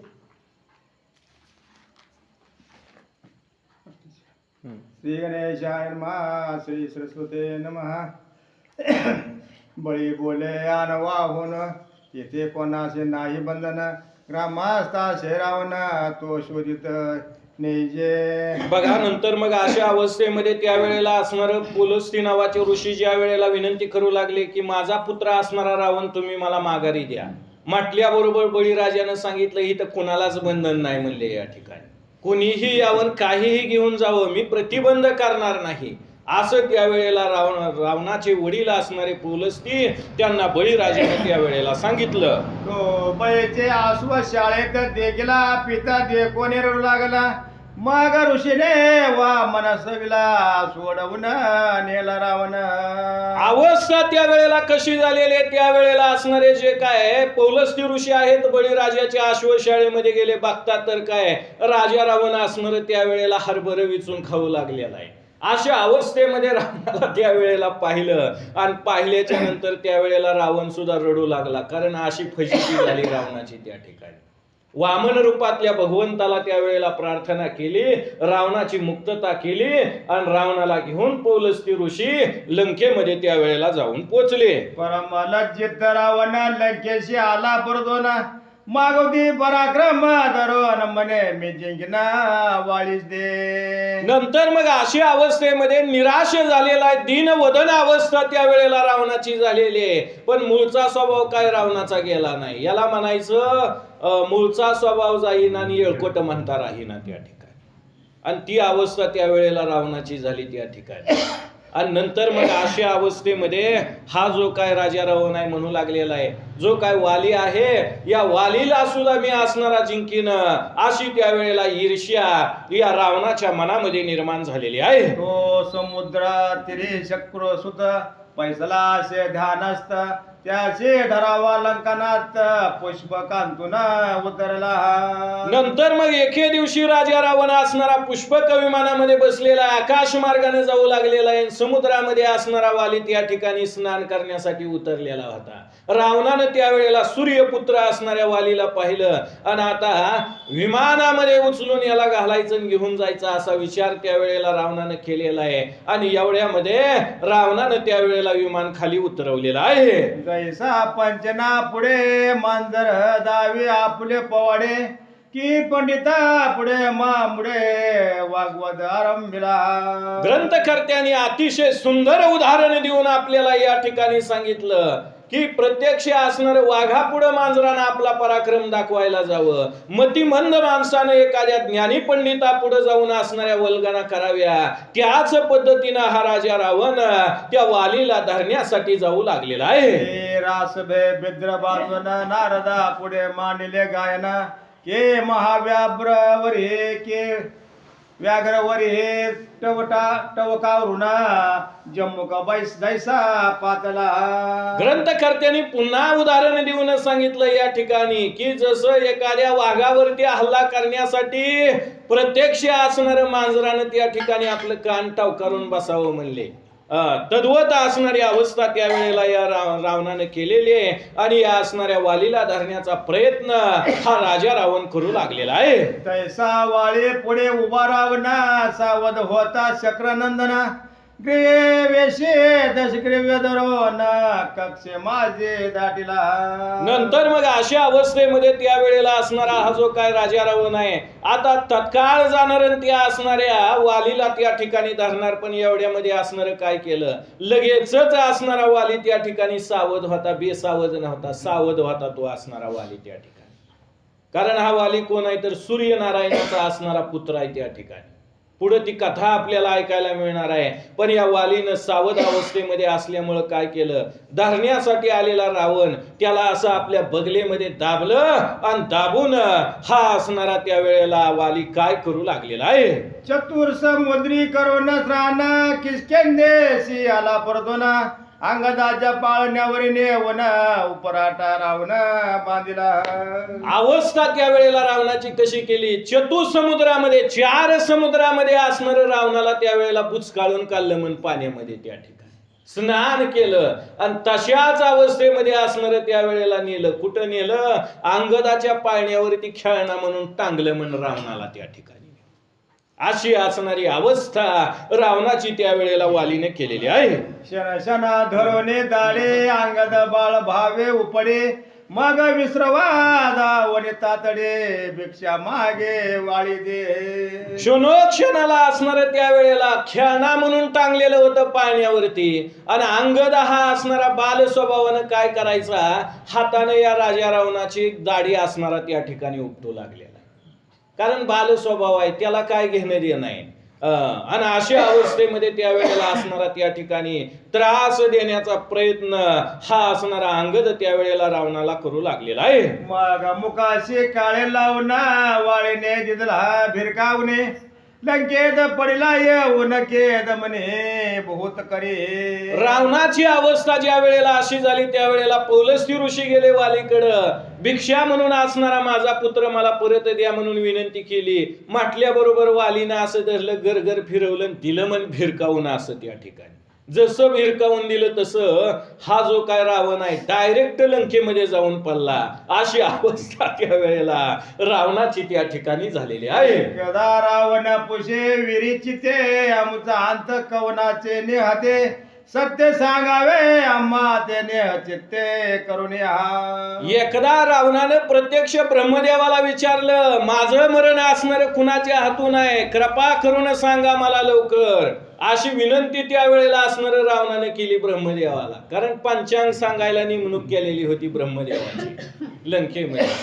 आणि म्हणून करता त्यावेळेला रावण असणारा ब्रह्मदेवाला विचारू लागला, सांगा लवकर माझं मरण कुणाच्या हातून आहे. असं म्हटल्याबरोबर ब्रह्मदेव या रावणाला काय सांगू लागलेले आहे. विधी म्हणे आज पाळसुत त्याचे नाम विख्यात दशरथ त्याशी पुषे होईन रघुनाथ तुझा अंत त्या हाते. ब्रह्मदेवानं त्यावेळेला सांगितलं, अयोध्येमध्ये प्रत्यक्ष असणारा अज नावाच्या राजाचा पुत्र राजा दशरथ आणि या राजा दशरथाच्या पोटी असणारा भगवान विष्णूचा अवतार असणारा प्रभू रामचंद्र अवतीर्ण होणार आहे, प्रगट होणार आहे. आणि त्या प्रभू रामचंद्राच्या हातून असणारा तुझा या ठिकाणी वध झाला जाणार आहे, त्याच्या हातून तुला मरण प्राप्त झालं जाणार आहे. असं ब्रह्मदेवानं रावणाला सांगितलं. रावणे केला मग पण तरे मे दशरथाशी वधिना तो आज पाळपुत्राशी लग्न मांडले इतके गजरेशी. बघा त्यावेळेला असणारा हा जो काय राजा रावण आहे, ब्रह्मदेवानं सांगितलेलं भविष्य ऐकलं. रावणाच्या मनामध्ये ईर्ष्या निर्माण झाली की त्या दशरथ राजाच्या पोटी असणारा प्रभू रामचंद्र जन्माला येणार आहे. मग मी असं करतो की म्हणला काय, त्या दशरथ आणि कौशल्याचं लग्नच लागू देत नाही मला.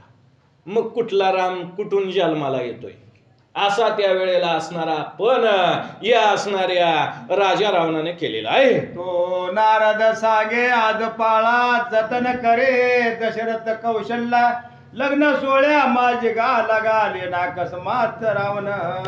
नंतर मग अशा अवस्थेमध्ये नारद मुनी त्यावेळेला अयोध्येमध्ये गेले ना अयोध्येमध्ये जाऊन अज राजाला सांगितलं की राजा दशरथाच्या आणि कौशल्याच्या लग्नामध्ये राजा रावण गाला घालणार आहे, विघ्न आणणार आहे, त्यांचा विवाह संपन्न होऊ देणार नाही. आणि म्हणून करता दशरथ कौशल्याचं तू रक्षण करावं असं नारदाने त्यावेळेला अज राजाला सूचना दिलेली आहे. ऐसे सांगता कमलोद भवसुत मग झाला घालोने समुद्रात लग्नारंभिले ते तमा गजरे करून या.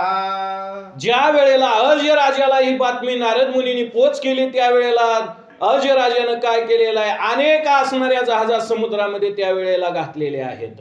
त्याच्यामध्ये वराडी मंडळी वगैरे असणारी त्या ठिकाणी बसलेले आहेत त्या जहाजेमध्ये. आणि आता दशरथ आणि कौशल्यचं जे काय लग्न आहे हे असणार जहाजेमध्ये समुद्रामध्ये त्या ठिकाणी लावायचं असं संपन्न झालं गेलेलं आहे. आणि ती तयारी हा अज राजा त्यावेळेला करू लागलेला आहे. सागरा बाजी होते लग्न रावणे ही गोष्ट ऐकून तव तो अष्टांगाचा दिन घातला गाला रात्रीत. राजा रावण देखील असणारा त्या ठिकाणी सावध आहे. आणि तशा अवस्थेमध्ये असणार राजा रावणाला ही वार्ता असणारी समजली गेली. आणि या दशरथ कौशल्याच्या विवाहामध्ये घाला घालण्यासाठी आक्रमण करण्यासाठी हा राजा रावण त्यावेळेला धावून गेलेला आहे. जैसे अंतरिक्ष पदी येते तैसे राक्षस उड्या घेते.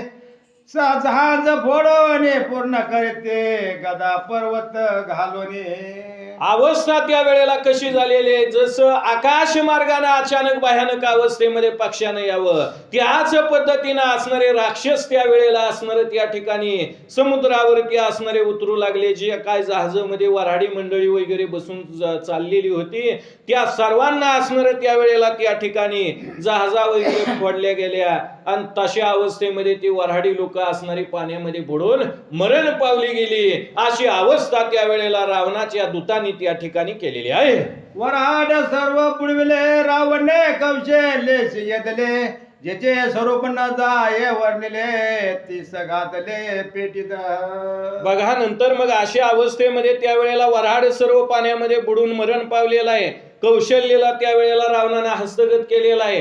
एका पेटीमध्ये त्यावेळेला असणार घातलेला आहे त्या कौशल्या मातेला त्या ठिकाणी, जिच्या पोटी प्रभू रामचंद्राचा असणारा अवतार होणार आहे श्रोत्यांनो त्या ठिकाणी. पण ब्रह्मदेवानं सांगितलेले जे विधी लिखित आहे, ब्रह्मादिक देवाला हे पूर्वकर्म चुकत नाही. तिथं तुमच्या माझ्यासारख्या सामान्य जीवाला असणारं कर्म सोडल का त्या ठिकाणी? नाही सोडणार. कारण दोन गोष्टी अशा आहेत तिथं कधीच कोणाची वशिलेबाजी चालत नाही. एक म्हणजे कर्मापुढं वशिलेबाजी चालत नाही आणि दुसरं म्हणजे यमापुढं कधीच कोणाची वशिलेबाजी चालत नाही. रावणाची चालली नाही मग तुमची आमची चालेल का? नाही चालणार. कारण त्या रावणा एवढं तरी आपण मोठं नव्हतं त्या ठिकाणी. कारण ज्याच्या लंकेमध्ये 7 कोटी घरं सोन्याची होती, सोन्याची त्या ठिकाणी आपल्या हातामध्ये तोळाभर सोन्याची अंगठी असती, पण रस्त्याने निघालं की असं करत चालताव आपण. का तर आपण प्रदर्शन करतोय श्रोत्यांनो त्या ठिकाणी. ही शोकांतिका आहे आपल्या जीवनामधली त्या ठिकाणी. कारण सत्ता संपत्ती आणि ऐश्वर जरी आपल्याला प्राप्त झालं तर जपून वापरावं माणसानं. सत्ता संपत्ती आणि तारुण्य 3 गोष्टी जपून जर नाही त्या वापरल्या तर माणसाच्या हातून पाप व्हायला उशीर लागत नाही श्रोत्यांनो त्या ठिकाणी. परंतु एका पेटीमध्ये त्यावेळेला रावणानं कौशल्या मातेला त्या ठिकाणी बंदिस्त केलेला आहे. ती पेटी हस्तगत केली आणि हा रावण पुढे काय करू लागलेला आहे. पेटी लंकेशी नेता उचलो ना राक्षसी बोलविला एक मिना. तो बाहेर आला सागरातून त्याचे रावण अध्यापे. 20 हाताने त्यावेळेला पेटी उचलली आणि त्या पुष्पक विमानामध्ये घालून राजा रावण असणारा लंकेला घेऊन जाऊ लागला. पण मार्गामध्ये एका माशाला त्यावेळेला असणार बोलवून घेतलेला आहे राजा रावणानं. कारण जे काय पाताळ लोकातले नाग असतील 84 लक्ष जीव असणारे राजा रावणाच्या अंकित झालेले होते. आणि म्हणून करता त्यावेळेला एका बलाढ्य माशाला जवळ बोलवून घेतलं आणि रावण त्यावेळेला त्या माशाला काय आज्ञा देऊ लागलेला आहे. पेटी करावी जदना कोणात द्यावे मजवा समजावून.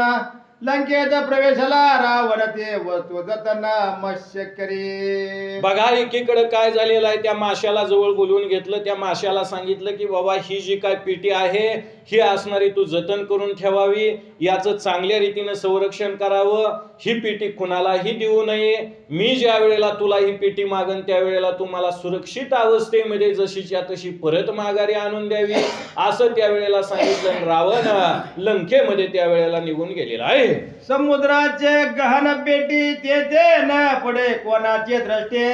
तेथे मत्स्य ठेवून पेट गेला पण सुकार्या. अशा अवस्थेमध्ये त्यावेळेला समुद्रामध्ये गहन बेट होतं की जिथं कोणच जाऊ शकत नव्हतं. अशा दुर्मिळ बेटाच्या ठिकाणी त्यावेळेला ती कौशल्यला ज्या पेटीमध्ये घातलेलं होतं त्या ती पेटी असणारी समुद्रातल्या एका बेटावर ठेवलेले आणि मासा असणार आपलं स्वकार्य करण्यासाठी म्हणून समुद्रामध्ये निघून गेलेला आहे. कैसा 16 कैचे लग्न लोक समग्र गेले बुडवून, तरी दशरथ समुद्रातून उपाळला वचित्ता. नंतर मग अशा अवस्थेमध्ये त्यावेळेला कशाचं लग्न सोहळा आलाय आणि काय आलंय म्हणले त्या ठिकाणी. कारण जहाजेमध्ये बसून निघालेली लोक वऱ्हाडी मंडळी जी काय गेलेली होती ती बिगर तिकिटाचं गंगासागरला जाऊन पोचली. अशी अवस्था असणारी त्यावेळेला त्यांची त्या ठिकाणी झालेले लग्न सोहळ्यावरती असणार त्या ठिकाणी पूर्णपणे शोक कळा पसरली गेलेले असं असणार दशरथ कौशल्याच्या विवाहामध्ये विघ्न या राजा रावणाने केलेला आहे.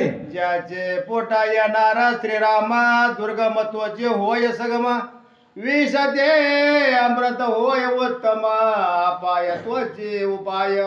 ग्रंथकर्त्यांनी या ओळीमध्ये सांगितलं ज्यांच्या पोटी प्रभू रामरायाचा असणारा अवतार होणार आहे. कुणी कितीही अडचण आणली तरी असणार दशरथ कौशल्याचा विवाह संपन्नच होणार आहे. याच्यामध्ये तिळमात्र सुद्धा शंका घेण्याचं कारण नाही म्हणले त्या ठिकाणी.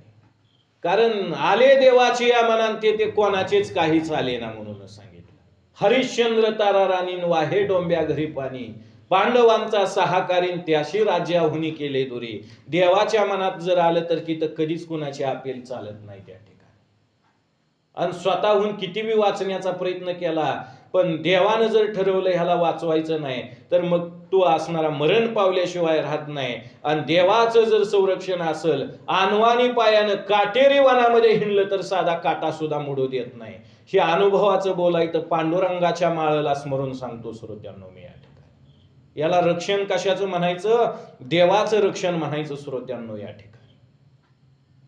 तसं आपण सुद्धा भाग्यवान आहोत असं म्हणायला काय हरकत नाही. कारण कोरोना सारखी भयंकर महामारी येऊन गेली पण त्याच्यामधून देवानं आपल्याला जिवंत ठेवलंय.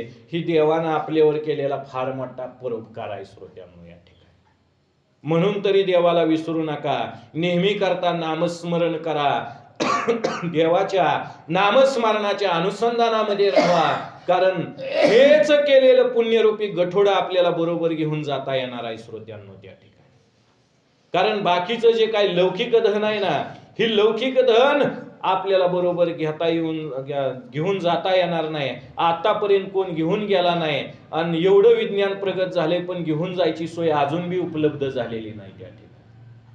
पण परमार्थिक धन म्हणजे अशा प्रकारचं धन आहे की ह्या परमार्थिक धनामध्ये बाहुबंद वाटा मागत नाही, राजा इन्कम टॅक्स आकारत नाही आणि चोरी करायला चोर आला तर चोरून नेऊ शकत नाही. असं अंतकाळीचं धन कुठलं असेल तर ती परमार्थिक धन आहे श्रोत्यांनो या ठिकाणी. आणि म्हणून ते परमार्थिक धन मिळवण्याचा प्रयत्न करा. देवाच्या जर मनात आलं विष जरी प्यायला दिलं तर त्याचं सुद्धा अमृत बनतं देवाच्या कृपेनं. मग तिथं दशरथ कौशल्याचा विवाह संपन्न होणार नाही. असं होईल काय स्वप्नात तरी होणार नाही. ग्रंथकर्ते या ओळीमध्ये सांगत आहे. तरी अंतरिक्षात सडे पांगुळा देव जरी होय दयाळ, अंगणीच्या लता सकळ कल्पलता होती द्या. बघा नंतर मग या ठिकाणी सांगितलं गेलं की देवाची जर कृपा झाली, देव जर असणारा दयाळू झाला, अंगणामध्ये बाबळीचं जरी झाड असलं तरी कल्पतरूच्या झाडामध्ये त्याचं रूपांतर होतं म्हणले त्या ठिकाणी. कल्पतरू कशाला म्हणायचं, त्या झाडाखाली बसलं रे बसलं आणि मनामध्ये कल्पना केली की मनामधल्या सगळ्या कल्पना पूर्णत्वाला जातात, त्याला कल्पतरू म्हणावं त्या ठिकाणी. तसं देवाचे जे काय भक्त असतात त्या भक्ताला देव कधी उणेपणा येऊ देत नाही. साधा वया भक्ती काज नाही लाज धरीत म्हणून सांगितलं. भक्ताचं कार्य करत असताना देव मनामध्ये लाज बाळगत नाही. विष जरी प्यायला दिलं तर त्याचा अमृत करतो. हे सामर्थ्य देवाच्या कृपेचं आहे. ग्रंथकर्ते या ओळीमध्ये सांगत आहेत. दशरथ पाय समुद्रात तो भंगले जहाज अकस्मात, वाद आले ते त्यावर दशरथ बैसला. दशरथ राजा त्यावेळेला असणारा समुद्रामध्ये त्यावेळेला पाहू लागलेला आहे. तर पाहत असताना त्यावेळेला काय झालेलं आहे तर जहाज असणार त्या ठिकाणी फुटलेलं आहे. जहाजाची एक जी काय तुटलेल्या जहाजाची असणारी एक फळी राजा दशरथाच्या हाताला लागली म्हणत्या वेळेला त्या ठिकाणी हाताला लागली. कारण दशरथाच्या पोटी आज दशरथ कौशल्याच्या पोटी राम अवतार होणार आहे आणि म्हणून करता अजून देव प्रगट व्हायचा आहे तोपर्यंत दशरथ राजाच्या संरक्षणाचं कार्य देव स्वतः करतोय श्रोत्यांनो त्या ठिकाणी. कारण देव राखे तया मारे कोण न मोडे काटा हिंडत आवन हे सामर्थ्य देवाच्या कृपेचं आहे. मागे पुढे उभा राहे संभाळीत आली आघात निवाराया योगे क्षमत्यांचा निने जड भारी आणि वाट दावी करी धरून या म्हणून सांगितलं. पण भक्ताचा सुद्धा तसा दृढ भाव झाला पाहिजे. कारण आपल्याला सवय लागली वारागणीस देव बदलायची.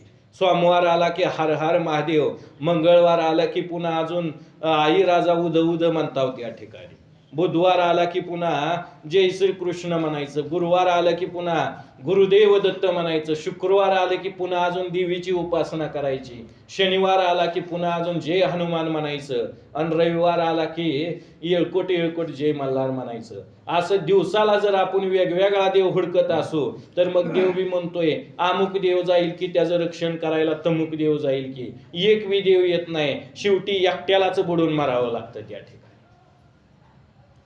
दृष्टांत माझा संपला. मला सांगायचं आहे काय, भक्ताची जी काय भक्ती आहे ही कशी असावी, एकनिष्ठा असावी, निष्ठा असावी, निष्ठा निष्ठी नसावी त्या ठिकाणी.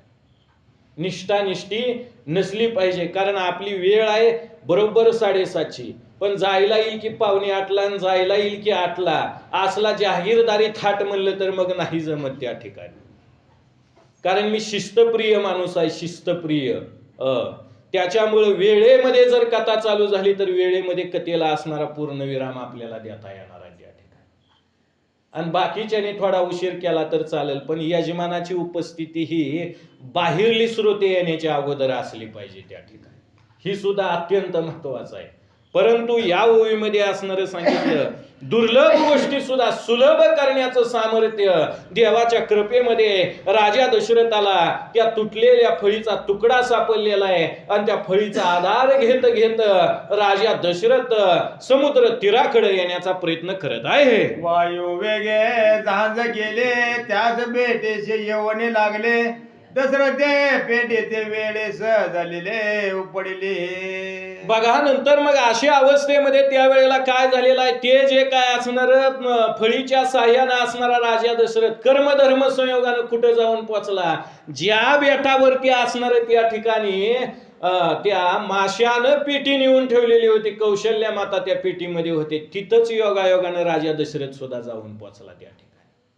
राजा दशरथाने ती पेटी पाहिली, पाहिल्याबरोबर असणारी ती पेटी त्या ठिकाणी उघडली आणि उघडल्याबरोबर तो अंत कौशल्य निधान पाहता वेदला जनंदना, तो नारदा अकस्मात येऊन उभा टाके ते वेळे. नंतर मग अशा अवस्थेमध्ये त्यावेळेला पेटी उघडलेले कौशल्याचं दर्शन त्यावेळेला राजा दशरथाला झालेलं आहे.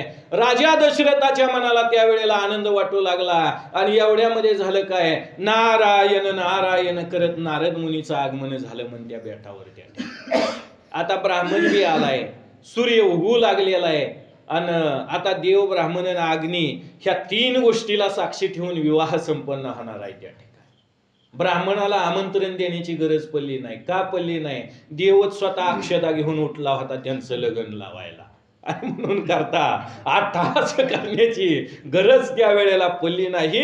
नारद मुनीचं आगमन त्या बेटावरती झालं आणि झाल्यानंतर त्याशी बोध भविष्य सर्व ज्ञान ते मूर्त वेळ पाहुणा, तत्काळी दोघांशी लाविले लग्न विधियुक्त विधी सुते. नंतर मग अशा अवस्थेमध्ये त्यावेळेला उत्तम अशा प्रकारचा मुहूर्त त्यावेळेला नारद मुनीने पाहिलेला आहे. आणि दशरथ कौशल्याचा असणारा विवाह त्या समुद्रातल्या बेटावरती त्यावेळेला मंगलाष्टक म्हणून या नारद मुनीने त्या ठिकाणी लावून दिलेला आहे.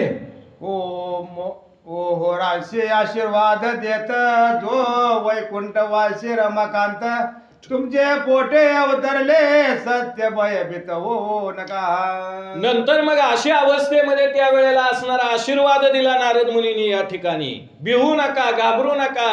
प्रत्यक्ष असणारा वैकुंठामध्ये क्षीरसागराच्या ठिकाणी शेषनागाच्या शय्येवरती पोहडणारा भगवान विष्णू प्रभू रामचंद्र या नावानं असणारा तुमच्या पोटी अवतीर्ण होईल, अवताराला येईल, असा आशीर्वाद त्यावेळेला नारद आणि दशरथ कौशल्याला दिलेला आहे. दोघे पेटीत पैसवना वेगे गेला ब्रह्मानंदना, तो लंकेत दशवदना कमळासना प्रति सांगे. बघा नंतर मग अशा अवस्थेमध्ये त्यावेळेला त्या ठिकाणी काय केलेलं आहे, दोघांनाही असणार त्यावेळेला त्या पेटीमध्ये त्या ठिकाणी बसवलेला आहे नारद मुनींनी. आणि अशा अवस्थेमध्ये त्यावेळेला असणार हा जो काय असणारा राजा रावण आहे, एकीकडे लंकेमध्ये असणारा ब्रह्मदेवाला त्यावेळेला विचारू लागलेला आहे त्या ठिकाणी. परंतु आता ब्रह्मदेवाला असणार त्या ठिकाणी काय विचारतोय, काय असणारा त्यावेळेला त्या ठिकाणी बोलतोय, असं म्हणून ग्रंथकर्ते पुढं ब्रह्मदेवाचा आणि रावणाचा संवाद काय आहे हाच आपल्याला पुढील ओळीमध्ये सांगत आहे. तू जे भविष्य कथिले ते अवघे का सत्य झाले, जांज फोडवणे लोक बुडविले, हिरोने आणले कौशल्यशी. बघा नंतर मग असणारा हा जो काय राजा रावण आहे, हा राजा रावण ब्रह्मदेवाला म्हणू लागलेला आहे की ब्रह्मदेवा, तुम्ही जे काय भविष्य सांगितलं हे खोटं झालं म्हणला त्या ठिकाणी.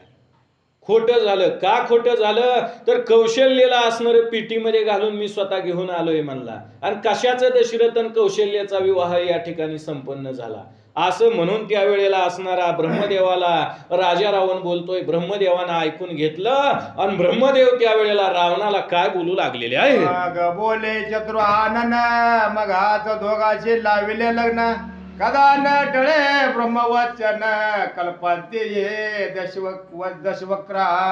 नंतर मग असणारे ब्रह्मदेव त्यावेळेला रावणाला म्हणू लागले, रावणा अरे काय बोलतोय तू या ठिकाणी, ब्रह्मवचन हे असणार कल्पांत जरी झाला तरी असत्य होऊ शकत नाही या ठिकाणी.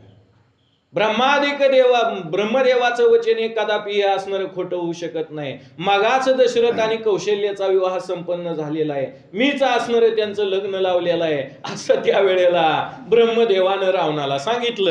ये रो म्हणे जर झाले लग्न तरी मी तुझं इच्छित देना, मग पेट्याने विले मच्छपासून सभेमध्ये रावणे. बघा नंतर मग अशा अवस्थेमध्ये त्यावेळेला काय झालेलं आहे, रावण त्यावेळेला ब्रह्मदेवाला म्हणू लागला, तुम्ही म्हणता दशरथ कौशल्याचं लग्न लागलं गेलं आणि मी म्हणतोय दशरथ आणि कौशल्याचा विवाह झालाच नाही.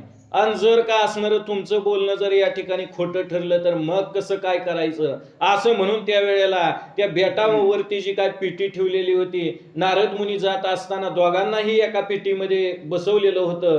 पिटी बंदिस्त करून नारद मुनी निघून गेलेले होते. ती पिटी असणारी त्यावेळेला लंकेमध्ये रावण घेऊन गेला आणि गेल्यानंतर त्या माझे नवरे असे तत्वता ब्रह्मा म्हणे उघडे आता, तो पेटे ओढून पाहता ओहर उभयता देखील. ब्रह्मदेवानं त्यावेळेला रावणाला सांगितलं, रावणा उघड आता ही असणारी पिटी. म्हटल्याबरोबर रावणानं ती पिटी उघडली म्हणते या ठिकाणी. उघडल्याबरोबर काय ही नवरा नवरी असणारी दिसली म्हणत्या पेटीमध्ये त्या ठिकाणी. लग्न सोहळा त्यांचा असणारा त्या ठिकाणी संपन्न झालेला आहे. आणि अशा दशरथ कौशल्याला या राजा रावणानं त्यावेळेला पाहिलेला आहे. परमाचार्य करे रावण म्हणे खरे झाले ब्रह्मवचन, तरी मी या दोघांचे वधेन शस्त्र घेऊन सरसावला. रावणाच्या देखील मनाला त्यावेळेला आश्चर्य वाटू लागलं. मी तर दशरथ कौशल्याचा विवाह लागू द्यायचा नाही म्हणून करता पेटीमध्ये असणार कौशल्याला बंदिस्त करून बेटावर ठेवली होती पेटी. परंतु या दोघांचा विवाह संपन्न झाला. यांच्याच पोटी असणारा राम जन्म पावणार आहे, राम अवतार धारण करणार आहे. मग आता सुद्धा मी या दोघांचा वध केल्याशिवाय राहणार नाही असं म्हणून राजानं आपल्या या असणाऱ्या म्यानामधली तलवार बाहेर काढलेली आहे आणि त्यांना मारण्यासाठी पुढे सरसावलेला आहे. कौशल्य झाले भयभीत, पतीचे वदन विलोकित, परे निर्भय वीर दशरथ नावे म्हणत कौशल्य ते. बघा त्यावेळेला राजा रावणानं शस्त्र असणार त्या ठिकाणी उपसलेलं आहे. आता मारण्यासाठी धावणार सिद्ध झालेला आहे. एवढ्यामध्ये कौशल्या माता त्यावेळेला भयभीत झाली. परंतु हा जो काय सूर्यवंशामधला राजा असणारा राजा दशरथ आहे आणि या दशरथ राजाने त्यावेळेला अभय दिलं कौशल्या मातेला. भिवू नको, घाबरू नको असं म्हणून त्यावेळेला अभय दिलं. आणि राजा दशरथ त्यावेळेला या रावणापुढे काय करू लागलेले आहेत. मी सूर्यवंशी महावीर हे मशक काय दशकंदरा याचे दाढी शिरे समग्र खंडेनाथा येतेची. राजा दशरथ त्यावेळेला कौशल्या मातेला अभय देऊ लागले, घाबरू नको, भिवू नको, मी सूर्यवंशामधला असणारा राजा दशरथ आहे. आणि हा जो काय राजा रावण आहे, या राजा रावणाची 10 मुंडकी एका तलवारीच्या घावामध्ये असणारी धडा वेगळी मी करून टाकीन, तू कशाला घाबरते आहेस, असं अभय त्यावेळेला कौशल्यला राजा दशरथ देऊ लागलेला आहे. मग रावणाचा हात धरित झाला विष्णू सुद्धा मने मद दे न इच्छित मग मानत दशवदना.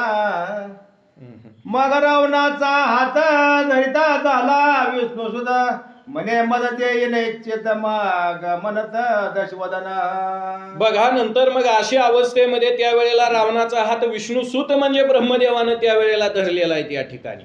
आणि तुला काय मागायचं आहे ते असणारं मागून घे, मी तुला देण्यासाठी तयार आहे, असं त्यावेळेला असणारे ब्रह्मदेव त्या ठिकाणी रावणाला बोलू लागलेले आहे. हे दोघे वधूवरे आता मद दे लंकानाथ मंदोदरे मने तत्वता वचना सत्य न करावे. बघा ही असणारी जे काय दोघं वधूवर म्हणजेच राजा दशरथ आणि कौशल्य हे असणारी मला या ठिकाणी द्यावी असं म्हटल्याच्या नंतर त्यावेळेला ब्रह्मदेव सुद्धा विनंती करू लागलेले आहेत रावणाला की मी जी काय भविष्यवाणी केलेले हे असणारी असत्य करू नये, कारण यांच्याच पोटी प्रभू रामचंद्राचा असणारा अवतार कार्य प्रगट होणार आहे, असं त्यावेळेला ब्रह्मदेव या रावणाला विनंती करू लागलेले आहे.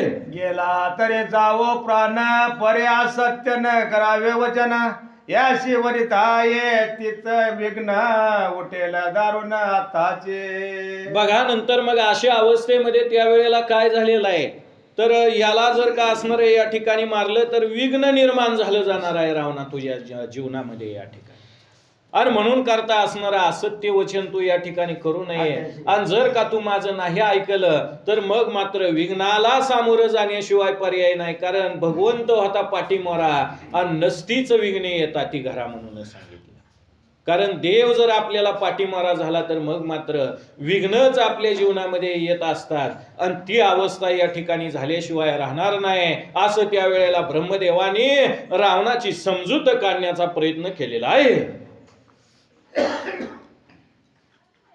श्री गणेश बुद्धीचा प्रवर्तक भगवंत भ्रमयासी म्हणे न्यायी त्वरित तेने पेटी उचलून अकस्मात अयोध्येशी आणली. बघा नंतर मग अशा अवस्थेमध्ये त्यावेळेला बुद्धीचा प्रवर्तक असणारा कोण आहे तर देव आहे म्हणले या ठिकाणी. कारण कुणाच्या मनामध्ये कशा प्रकारची सात्विक बुद्धी निर्माण करायची हे असणार देवाच्या हातामध्ये. आपण म्हणजे निमित्ताला कारण आहोत श्रोत्यांनो त्या ठिकाणी. तसं कथा ऐकायला आलेल्या प्रत्येक श्रोत्यांच्या मनामध्ये देवानं बुद्धी प्रेरित केली की तुम्ही रामकथा ऐकायला जावा म्हणून आपण ही रामकथा ऐकण्यासाठी आलेलो आहोत. आपण भाग्यवान आहोत, कारण जन्मोजन्मी आम्ही बहुपुण्य केलं आणि तेव्हा या विठ्ठले कृपा केली. आनंद जन्मामधलं सुकृत आहे म्हणून राम आपल्या वाचेला येतंय श्रोत्यांनो त्या ठिकाणी. नाहीतर राम राम म्हणणाऱ्याच्या सुद्धा वाचेला राम येत नाही. अजून काय आमचं वय आहे काय म्हणते ती पुती ऐकायला जायचं त्या ठिकाणी.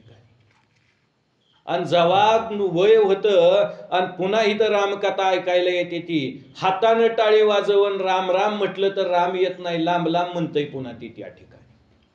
कारण तारुण्यामध्ये जी केलं नाही ती म्हातारपणामध्ये होणार आहे काय तुमच्या छान त्या ठिकाणी. कारण पडिले हे वळण इंद्रिया सकळण आयुष्य खातो काळ सावधान म्हणून सांगितलं. कारण तारुण्य अवस्थेमध्ये जे संस्कार आपल्यावर झाले ते अंतकाळापर्यंत आपल्या देहामध्ये टिकले जात असतात. जसं वेड्या माणसाच्या दवाखान्यामध्ये वेड्या पेशंटवर उपचार करणाऱ्या डॉक्टरला सुद्धा शेवटी वेड लागून मारावं लागतं श्रोत्यांनो. ही वस्तुस्थिती आहे. म्हणून करता रामनाम वाचेन घे, रामनाम वाचेन घे येत नाही आपल्या वाचेला. जगद्गुरु तुकाराम महाराज म्हणतात पोटासाठी खटपट करीशी अवघा वेळ आणि राम राम म्हणता तुझी बसली दात खेळ म्हणून सांगितलं त्या ठिकाणी. बाकीच्या वल्गना करण्यासाठी आपल्याकडे वेळ आहे.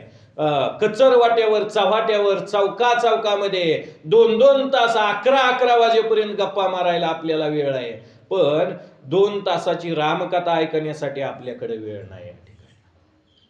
घटे गेली पळे गेली तास वाजे ठाणाना, आयुष्याचा राहस होतो रामकार्य म्हणाना. जेवढं जेवढं रामनाम वाचेला येते ना, तेवढाच वेळ आपल्या जीवनामधला सार्थकी लागला श्रोत्यांनो. त्या ठिकाणी बाकीचा वेळ अनाठाईच गेला आपल्या जीवनामधला, असं म्हणायला काय हरकत नाही. परंतु या ओळीमध्ये असणारं या ठिकाणी सांगितलं गेलं, बुद्धीचा प्रवर्तक असणारा त्या ठिकाणी भगवंत आहे. आणि त्या भगवंतानं त्या वेळेला आपल्या योगमायेनं काय केलेलं आहे, तर ही असणारी पेटी त्या ठिकाणी उचलली आणि अयोध्येमध्ये नेऊन ठेवलेली आहे. अयोध्येत झाला जय जयकार वेगे पातला शेचीवर दशरथावरी धरी छत्र कर्तव्य विचित्र हरीचे. ग्रंथकर्त्यांनी या ओळीमध्ये सांगितलं गेलं, अयोध्येमध्ये ज्या वेळेला असणारे दशरथ कौशल्य त्या पेटीच्या साह्यानं असणारे जाऊन पोचले, अयोध्यावासी लोकांच्या मनाला त्या वेळेला आनंद वाटू लागला. आणि शचीवर म्हणजेच असणारा इंद्रदेव सुद्धा आला म्हण त्या वेळेला त्या ठिकाणी. आणि राजा दशरथाच्या डोक्यावर असणारं छत्र धरलं. कारण राजा दशरथ म्हणजे काय सामान्य राजा आहे काय श्रोत्यांनो या कलियुगामधला नाही, तर प्रत्यक्ष या राजा दशरथानं काय केलेलं होतं, स्वर्गामधल्या देवांना ज्या वेळेला राक्षस त्रास देत होते त्यावेळेला 33 कोटी देवाला सुद्धा युद्धामध्ये मदत केलेली होती राजा दशरथानं. त्याने हा सामान्य राजा नाही सूर्यवंशामधला त्या ठिकाणी श्रोत्यांनो. आणि आनंद त्यावेळेला झाला.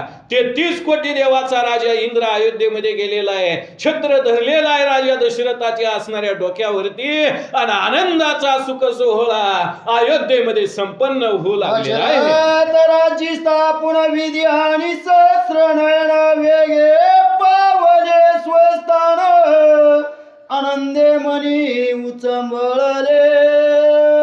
सर्व अयोध्यावासी लोकांच्या मनाला त्या वेळेला असणारा आनंद त्या वेळेला त्या ठिकाणी वाटू लागलेला आहे. दशरथ राजाला त्या वेळेला राज्यावरती राज्याभिषेक केला म्हण त्या ठिकाणी राज्याभिषेक केला. ब्रह्मदेव सुद्धा त्या वेळेला आले, इंद्रदेव त्या ठिकाणी आलेला होता. त्यांनी राज्याभिषेकाचा सोहळा संपन्न केला आणि आपल्या स्वस्थानाच्या ठिकाणी इंद्र आणि ब्रह्मदेव निघून गेलेले आहे. पुष्पकी वैश्वनी जाता दशकंदर एक देव श्री देखील सुंदर तिचा बळेची धरीला कर तिशी अविचार करू इच्छिये. बघा त्या वेळेला असणारा एकदा राजा रावण पुष्पक विमानामध्ये बसलेला आहे ना, आकाश मार्गाने जाऊ लागलेला आहे. त्या ठिकाणी डोळ्यासमोर सगळ्यांनी चित्र उभा करायचं आहे. आपल्या रावण विमानामध्ये बसलाय ना, आकाश मार्गाने जाऊ लागला. जात असताना मार्गामध्ये काय झालं, एक देवाची स्त्री राजा रावणाला दिसली. ती कशी होती, अतिशय स्वरूपाने सुंदर होती त्या ठिकाणी. आणि त्या सुंदर स्त्रीला त्यावेळेला रावणानं पाहिलं आणि तिच्याबद्दल वाईट भाव या रावणाच्या मनामध्ये निर्माण झाला.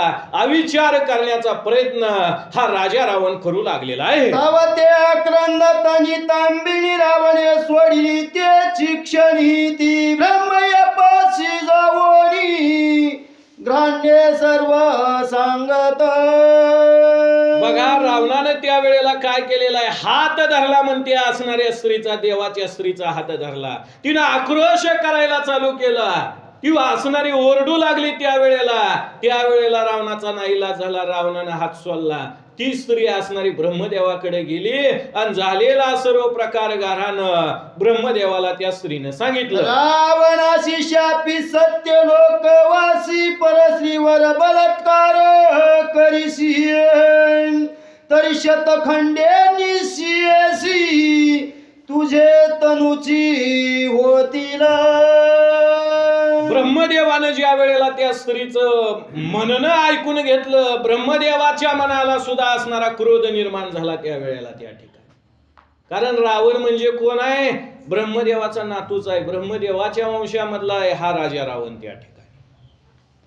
आणि माझ्या वंशामध्ये जर असं हलकट प्रवृत्तीचं पोरग जन्माला येत असेल तर मग माझ्या वंशाला काय मोठेपणा राहिला. कुणाला वाटलं, ब्रह्मदेवाला वाटलं त्या ठिकाणी. कारण कुळामध्ये जर अशी हलकट संतती जन्माला आली तर महागटल्या 7 पितरांना सुद्धा नरकामध्ये नेऊन टाकत असते. हे मी सांगत नाही, हे शास्त्र सांगतो श्रोत्यांनो त्या ठिकाणी. आणि ब्रह्मदेवाला राग आला आणि रागाच्या भरामध्ये ब्रह्मदेवानं शाप दिला रावणाला की असं परस्त्रीवरती बलात्कार करण्याचा प्रयत्न करतो काय, 100 तुकडं होत्याल तुझ्या मुंडक्याचं, असा शाप त्यावेळेला ब्रह्मदेवानं राजा रावणाला देऊन टाकलेला आहे. सिंहाडात पडिला की महाव्याघ्र सापळ्यात सापडला तैसा रावण बांधला शाप शापे करोनिया. शाप शस्त्रे करून या ग्रंथकर्त्यांनी या ओळीमध्ये सांगितलं, जसं एखादा वाघ असावा आणि आडामध्ये पडला जावा म्हणले त्या ठिकाणी. कारण आडाला पायऱ्या नसतात आणि त्या आडामध्ये असणारा वाघ पडला जावा, त्याला बाहेर निघता येईल का? निघता येणार नाही.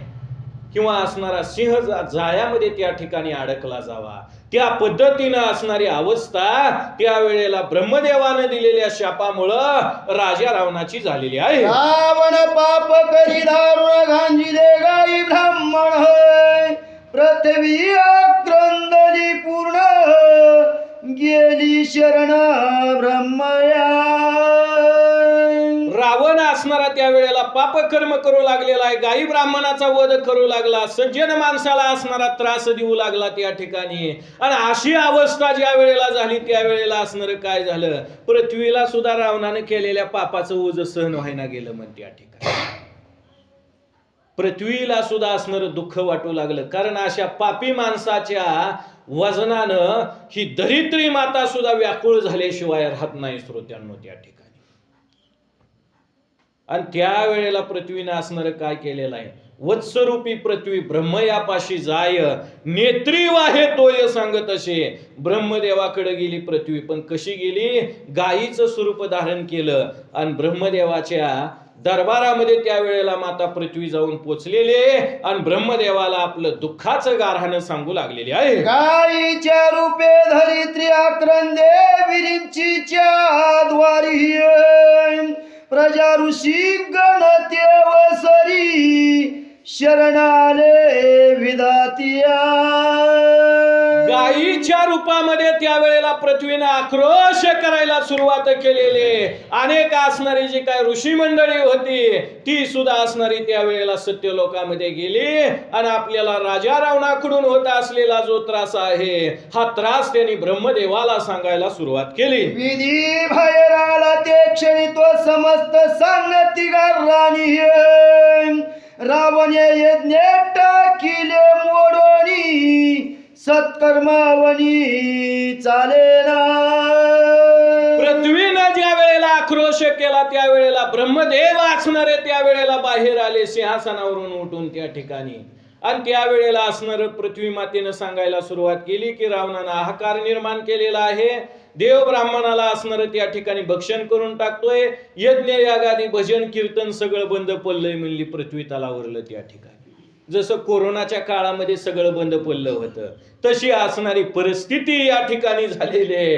पृथ्वीनं त्यावेळेला ब्रह्मदेवाला सांगायला सुरुवात केली. एक मने माझी मख विघ्न करी नित्य ताटिका एक मने सुबाहू मारीच देखा ऋतू माझा विध्वंसिती.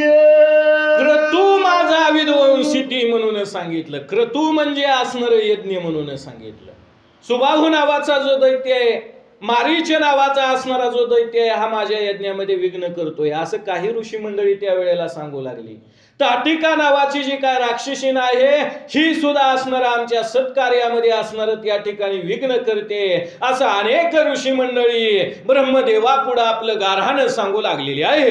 एक सांगती ऋषीश्वर आमची कुटुंबे समग्र कुंभकर्णे ग्रासिली थोर अनर्थ मांडिला विधातया. काही ऋषी मंडळी त्यावेळेला सांगू लागली, जो काय कुंभकर्ण आहे या कुंभकर्णाने सुद्धा असणारा अनर्थ निर्माण केलेला आहे. आमच्या कुटुंबामध्ये एकही माणूस असणारा जिवंत ठेवलेला नाही, सगळ्याच भक्षण त्या कुंभकर्णाने करून टाकलेलं आहे, असं त्यावेळेला काही ऋषी मंडळी ब्रह्मदेवाला गाराने सांगत आहे. दश आणि पुरंदर म्हणती बंदी पडले हे समग्र, कोणासी ना टोपे दश कंधर, काय विचार करावा. 33 कोटी देव आणि जो काय इंद्रदेव आहे, हा इंद्रदेव देखील त्यावेळेला ब्रह्मदेवाला म्हणू लागलेला आहे की आम्हाला देखील असणारं रावणानं काय केलेलं आहे, बंदीखान्यामध्ये टाकले बिन भाड्याच्या खोलीमध्ये. अशी असणारी अवस्था राजा रावणानं आमची या ठिकाणी केलेली आहे. मग आता काय करावं, तुम्हीच मार्ग काढा, असं त्यावेळेला ब्रह्मदेव आणि इंद्रदेव आणि जो काय असणारा त्या ठिकाणी ऋषी मंडळीचा समुदाय आहे ब्रह्मदेवाला विनंती करू लागलेला आहे. मग देव प्रजा ऋषीगण मुख्य परमेष्ठी विष्णू नंदन, क्षीरसागराशी येऊन अपार स्तवन मांडिले. बघा, ज्या वेळेला असं ऋषी मंडळीचं माता पृथ्वीचं गारानं ज्या वेळेला ऐकलं त्यावेळेला असणार काय झालं, ब्रह्मदेवानं त्यावेळेला सगळ्यालाच घेतलं, इंद्रदेवाला सुद्धा बरोबर घेतलं, 33 कोटी देव घेतले, ऋषी मंडळी साधू संत मंडळी त्यावेळेला घेतली आणि आता जायचं म्हणली कुठं, वैकुंठ लोकामध्ये भगवान विष्णूचं असणारं वास्तव्य आहे त्या ठिकाणी. आणि त्या वैकुंठामध्ये भगवान विष्णूचे असणारे हेड ऑफिसला सर्व देव मंडळी जाऊन दाखल झालेली आहे. शेष शयन नारायण कोटी सूर्याची प्रभा पूर्ण है, 60 सहस्र योजन शेष तल्पका शुभ्रतो. बघा, या असणाऱ्या भगवान विष्णूचं वास्तव्य असणार कुठं आहे, क्षीरसागर आहे म्हणले असणार कोटी योजनी, औरस चौरस अशा प्रकारचा. एक योजन बरोबर 4 कोस, असं 1 कोटी योजन लांब रुंद अशा प्रकारचं क्षेत्रफळ सांगितलं त्या असणाऱ्या क्षीरसागराचं. आणि तिथं शेषनागाचं असणार मंचक म्हणजेच पलंग आहे आणि त्याच्यावरती भगवान विष्णू पहुडलेले आहेत. लक्ष्मी त्यांच्या चरणाची असणारी सेवा करू लागलेली आहे. कोटी सूर्याचं तेज सुद्धा त्यांच्या स्वरूपावरून वाळून टाकावं असे भगवान विष्णू त्यांचं दर्शन 33 कोटी देवाला आणि ऋषींना झालेलं आहे. लक्षार्ध योजने प्रमाणवरी पहुडला श्री भगवान, तो सच्चिदानंद रमारमण अलंकारे मंडित. बघा, या ओळीमध्ये सांगितलं गेलं असं असणारा जो काय लक्षार्ध योजने असणारा त्या ठिकाणी पहुडलेला भगवान विष्णू त्या ठिकाणी. आणि काय देवाच्या असणाऱ्या स्वरूपाचं तेज सांगावं म्हणले या ठिकाणी. राजस सुकुमार मदनाचा पुतळा, रवी शशिकाळा लोपलिया, कस्तुरी मळवट चंदनाची उटीन, रुळे माळ कंठी वैजयंती म्हणून सांगितले. आणि ते असणार सुंदर देवाचं असणार स्वरूप त्यावेळेला या असणाऱ्या 33 कोटी देव मंडळींनी पाहिलं. नुसतं देवाला जरी पाहिलं तरी 100% मधलं 80% दुःख संपून जातं श्रोत्यांनो. हे माझं अनुभवाचं बोलायचं श्रोत्यांनो या ठिकाणी. कारण भाग गेला शीन गेला, अवघा झाला आनंद म्हणून सांगितलं. आणि ती अवस्था झाली या देव मंडळीची त्या ठिकाणी. कारण आपण देवाला बघतो पण उग बघायचं म्हणून बघतो, म्हणून आपल्या जीवनातलं दुःख संपत नाही. मंदिरामध्ये नमस्कार करायला गेलं तर देव देवळात असतो, चित्त बाहेर सोडलेल्या पायतानामध्ये गुंतलेलं असतं. कोणतरी निघतं काय की माझं चप्पल म्हणून कसा तर गंढळ मंडळ नमस्कार करायचा आणि पाठदिशी हालायचा प्रयत्न करायचा. मग गंढळ मंडळ आशीर्वाद दिला की देव बी टंगळ मंगळ आशीर्वाद देतो तुम्हाला त्या ठिकाणी. मग कसा नमस्कार करायचा ज्याच्या त्याच्या मनाचा ऐच्छिक प्रश्न आहे श्रोत्यांनो त्या ठिकाणी. परंतु असणारा अशा देवाला पाहिलं, तुका म्हणे त्याचे पाहिली पाय आणि मग दुःख जाय आपोआप म्हणून सांगितलं. किंवा मागील परिहार पुढे नाही शीन आणि झाली दर्शन एक वेळा. ती अवस्था त्यावेळेला देव मंडळीची झाली. देवाला पाहिलं, डोळं भरून पाहिलं आणि देवाला पाहिलं की जसं पाहिलं तसं हृदयामध्ये साठवावं म्हणले त्या ठिकाणी. तर देव दर्शनाला गेलेल्याचा उपयोग आहे. नाहीतर जायचं पंढरपूरला आणि लय गर्दी आहे म्हणून आमची माणसं पुढे गेलं म्हणते ती आणि मधूनच घुसायचा प्रयत्न करते ती लोक त्या ठिकाणी. हे हलकट प्रवृत्ती निदान वारकऱ्याच्या जीवनामध्ये तरी नसावी, ही नारदाच्या सिंहासनावरून सांगण्याची वेळ आलेली आहे त्या ठिकाणी. म्हणजे आमची माणसं ना आमची माणसं आणि बाकीची काय अतिरेकी आलेली आहे ती काय पांडुरंगाच्या दर्शनाला त्या ठिकाणी. तसं काय समजू नका, कारण वारकरी संप्रदाय हा व्यापक संप्रदाय आहे. बाकीचं संप्रदाय कसं आहे ते मला माहीत नाही, पण वारकरी संप्रदाय हा व्यापक संप्रदाय आहे. म्हणून संतांनी 4 वर्ण 18 जाती सर्व असणाऱ्या लोकांना सामावून घेऊन ही भागवत संप्रदायाची ध्वजा नुसत्या हिंदुस्थानामध्ये नाही तर परदेशामध्ये सुद्धा पोचवलेले आहे. श्रोत्यांनो, या ठिकाणी यारे यारे लहान थोर याती भलते नारी नर करावा विचार न लगे चिंता कोणाशी म्हणून सांगितलं. कलियुगामध्ये चिंता करण्याचं कारण नाही, कारण कलियुगामध्ये उद्धार सोपा झालेला आहे. श्रोत्यांनो, त्या ठिकाणी बाकीच्या युगामध्ये 60-60 हजार वर्षे तपश्चर्या कराव्या लागत होत्या, तरी सुद्धा तपश्चर्याचं पुण्य मिळणार का नाही का काय विघ्न येणार ही सांगता येत नव्हतं. कारण विश्वामित्र ऋषींनी 60,000 वर्षे तपश्चर्या केली, पण ब्रह्मदेवानं अप्सरा पाठवून दिली, सगळं तपश्चर्याचं पुण्य मातीत घालून टाकलं त्या विश्वामित्राचं त्या ठिकाणी. तसं कलियुगामध्ये जास्त अट्टास करायची गरज नाही. एकदा रामकथा ऐकायला येऊन बसला आणि बसला एकदा मांडी घालून की आरतीलाच उठलं पाहिजे. जो मांडी न हलवता कथा ऐकतो 12 वर्ष तपश्चर्याचं पुण्य त्याला मिळालं जातं कथेमध्ये त्या ठिकाणी. पण तेवढाही कोलदांडा घातला तर आम्हाला शक्य नाही 2 तास एकाच अवस्थेमध्ये बसणं त्या ठिकाणी. मग कसं पाय पसरून बसायचं आहे तसं बसा, मी बी तुमच्यावर काय कोलदांडा घालणार नाही या ठिकाणी. परंतु या ओवीमध्ये असणारं सांगितलं गेलं की देवाला असणारं त्यावेळेला पाहिलं, आनंद वाटू लागला, समाधान वाटू लागलं.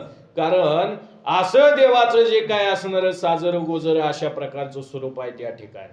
आवडे हे रूप गोजिरे सगुण पाहत आलोचन सुकावले आता दृष्टी पुढे ऐसाची तू राहीन जो मी तुझं पाहे पांडुरंगा. अशी अवस्था 33 कोटी देव मंडळीची त्यावेळेला झालेली आहे. जे अनंत शक्तीची स्वामिनी ते कमला विलसत चरणी जिच्या इच्छा मात्रे करोनी ब्रह्मांड हे विस्तारले.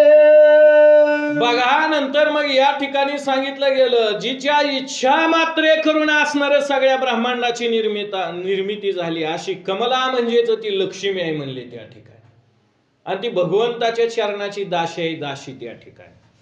कारण ही जी काय भगवंताच्या चरणाची दासी असणारी लक्ष्मी, ही लक्ष्मी असणारी त्या ठिकाणी भगवंताच्या चरणाचं दास्यत्व करते. ती इतरत्र असणारी कुठं आपल्या शेतामध्ये वगैरे असणारे येऊन वास्तव्य करत नाही त्या ठिकाणी. मग काय करते, भगवंताचं चरण धरलेलं आहे. कारण ही लक्ष्मी ज्या वेळेला उत्पन्न झाली समुद्र मंथनामध्ये त्या ठिकाणी, आणि समुद्र मंथनामध्ये असणारी उत्पन्न झाली आणि झाल्यानंतर असणारी ती 33 कोटी देवाच्या ही रांगेमध्ये गेली, राक्षसांच्या ही रांगेमध्ये त्यावेळेला गेली, पण ती कोणच तिला पसंत पडना गेला म्हणते त्या ठिकाणी. कारण होणारा पती सुद्धा तसाच क्वालिटीचा असावा, नाहीतर आयऱ्या गायऱ्याला माळ घालण्यामध्ये काय उपयोग नाही. लक्ष्मीने विचार केला, कारण ती लक्ष्मी आहे, लक्ष्मी त्या ठिकाणी. तुकाराम महाराज म्हणतात, पाय लक्ष्मीच्या हाती आणि तिशी यावे काकुळती. ही लक्ष्मी कुणाच्या शेतातल्या बांधाखुंदावर येऊन बसत नाही आणि कधी कुणाच्या अंगात बी येत नाही. येत असलं तर काय करा, थोडा करंटचा झटका द्या म्हणजे अंगातली लक्ष्मी निघून जाते. ही नारदाच्या सिंहासनावरून सांगण्याची वेळ आहे. कारण विडंबन केलंय आपण सगळ्यांनी त्या ठिकाणी. देवदेवताच्या नावाखाली आपण जर का कोंबडी बकरी कापत असू, आज 21व्या शतकामध्ये आज आपण वावरतोय. वारकरी संतांनी अंधश्रद्धेला खतपाणी घातलं नाही, तर वारकरी संतांनी अंधश्रद्धेचं निर्मूलन केलेलं आहे श्रोत्यांनो त्या ठिकाणी. परंतु या ओवीमध्ये सांगितलं की लक्ष्मी असणारी चरणाची सेवा करते आणि अशा असणाऱ्या लक्ष्मीला भगवान विष्णूला त्या देव मंडळीने पाहिलेलं आहे.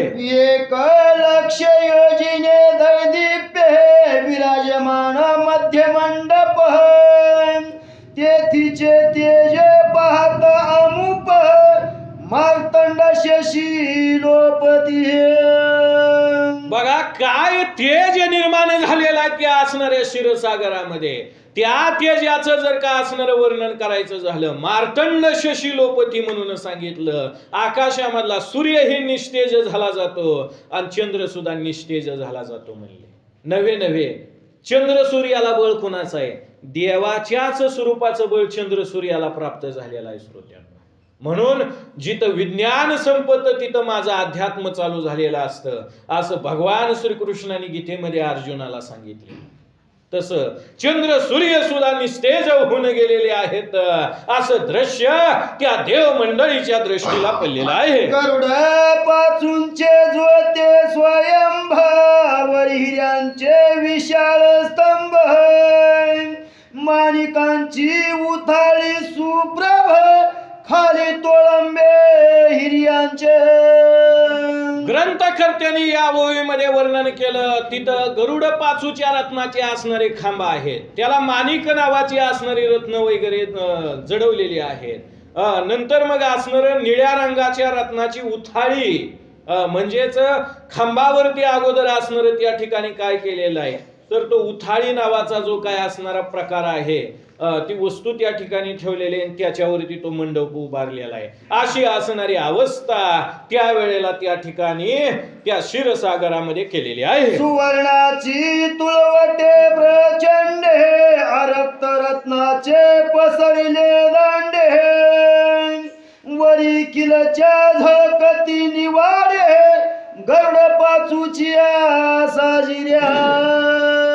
सुवर्णाची तुळवटे म्हणून सांगितलं. ज्या काय तुळया होत्या त्या कशाच्या होत्या? सोन्याच्या तुळया होत्या म्हणले त्या ठिकाणी. आणि गरुड पाचूची रत्न त्याच्यावरती जडवलेली होती. त्या मंडपाची जी काय झालर होती ही झालर सुद्धा कशाची होती? सोन्याची असणारी झालर त्या ठिकाणी होती. अशा पद्धतीचा असणारा रत्नजडित मंडप त्या क्षीरसागराच्या ठिकाणी देवाने पाहिलेला आहे. असो पहिलं तिरी देव सकळी उभे ठाकले बधांजुळी म्हणती पूर्ण ब्रह्मवन माळी भक्त पाळका सर्वेशा. क्षीरसागराच्या अलीकडल्या काठावरती देव मंडळी उभा राहिली. कशी?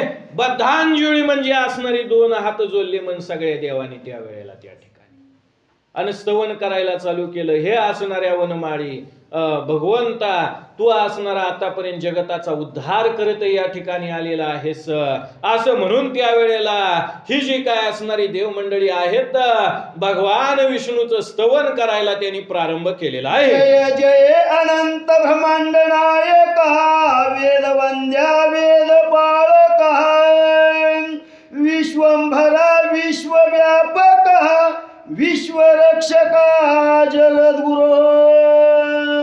बघा भगवंताचं स्तवन करायला त्यावेळेला देव मंडळींनी सुरुवात केली की हे असणाऱ्या अनंत ब्रह्मांडाच्या नायक असणाऱ्या वेदाचा उद्धार सुद्धा देवा तूच केलेला आहे. गो ब्राह्मणाचं पालन अनंत अवतार धारण करून तू आतापर्यंत या ठिकाणी केलेलं आहे असं म्हणून त्यावेळेला भगवान विष्णूची स्तुती देव मंडळींनी त्यावेळेला आरंभ केलेली आहे. पुराण पुरुष परात परा पंकज लोचना पयोब्दी विहारा परमात्मया परम उधारा भुवन सुंदरा भवहृदया.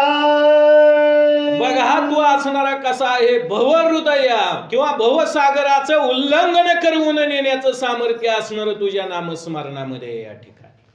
मग ते असणार रामनाम घ्या रामनाम घ्या सगळंच संसारामधली कामं टाका आणि बसा एका जागेवर राम राम करत असं एका बी संतानं नाही सांगितलं आपल्याला त्या ठिकाणी. मग काय करा? हातानं काम चालू ठेवा आणि मुखानं राम राम म्हणायचं बी बंद ठेवू नका. कामामध्ये काम काही म्हणा राम राम, जाईल बहुश्रम सुख होईल दुःखाचे. म्हणून करता राम राम राम असं वाचेन म्हणत आपण जर काम करत असू ना, तर मग मात्र आपल्याला भक्तियोगही घडला आणि कर्मयोगही घडला असं म्हणायला काय हरकत नाही त्या ठिकाणी.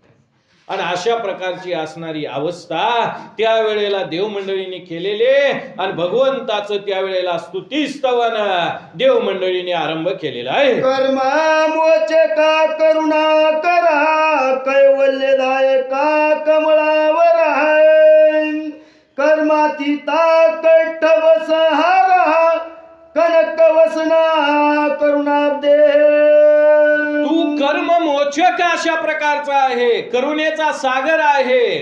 तुझ्याकडे देवा दया किती आहे याचा तरी असणारा अंतच लागू शकत नाही, एवढा तू दयेचा समुद्र आहे देवा या ठिकाणी. तू वेदाचा उद्धार केलेला आहेस, तू कर्मामधून असणारी भक्ताची सुटका करत असतो. अशी त्यावेळेला विष्णू भगवंताची प्रार्थना ही देव मंडळी करू लागलेली आहे. जय जय सकळ वेद पाळका, जय जय सकळ चित्त चाळका, निर्विकार निरुपाधिका निर्गुणा निश्चळा निसंगा. बघा नंतर असणारे या ठिकाणी सांगितलं देवा तू कसा आहे, निरुपाधिक अशा प्रकारचा असणारे आहे, तू निसंग अशा प्रकारचा असणारा या ठिकाणी आहे. असं म्हणून त्यावेळेला ही देव मंडळी भगवान विष्णूची प्रार्थना करू लागलेली आहे. केशवा हरी मुरमर्दन रमा वल्लभा मधुसूदन सकळ दुरित कानन दहना तमनाशना प्रताप सूर्या. बघा नंतर मग असणार पुढे या ठिकाणी सांगितलं तू तमनाशक म्हणजे अज्ञानरूपी अंधाराचा असणारा नाश करणारा या ठिकाणी आहे.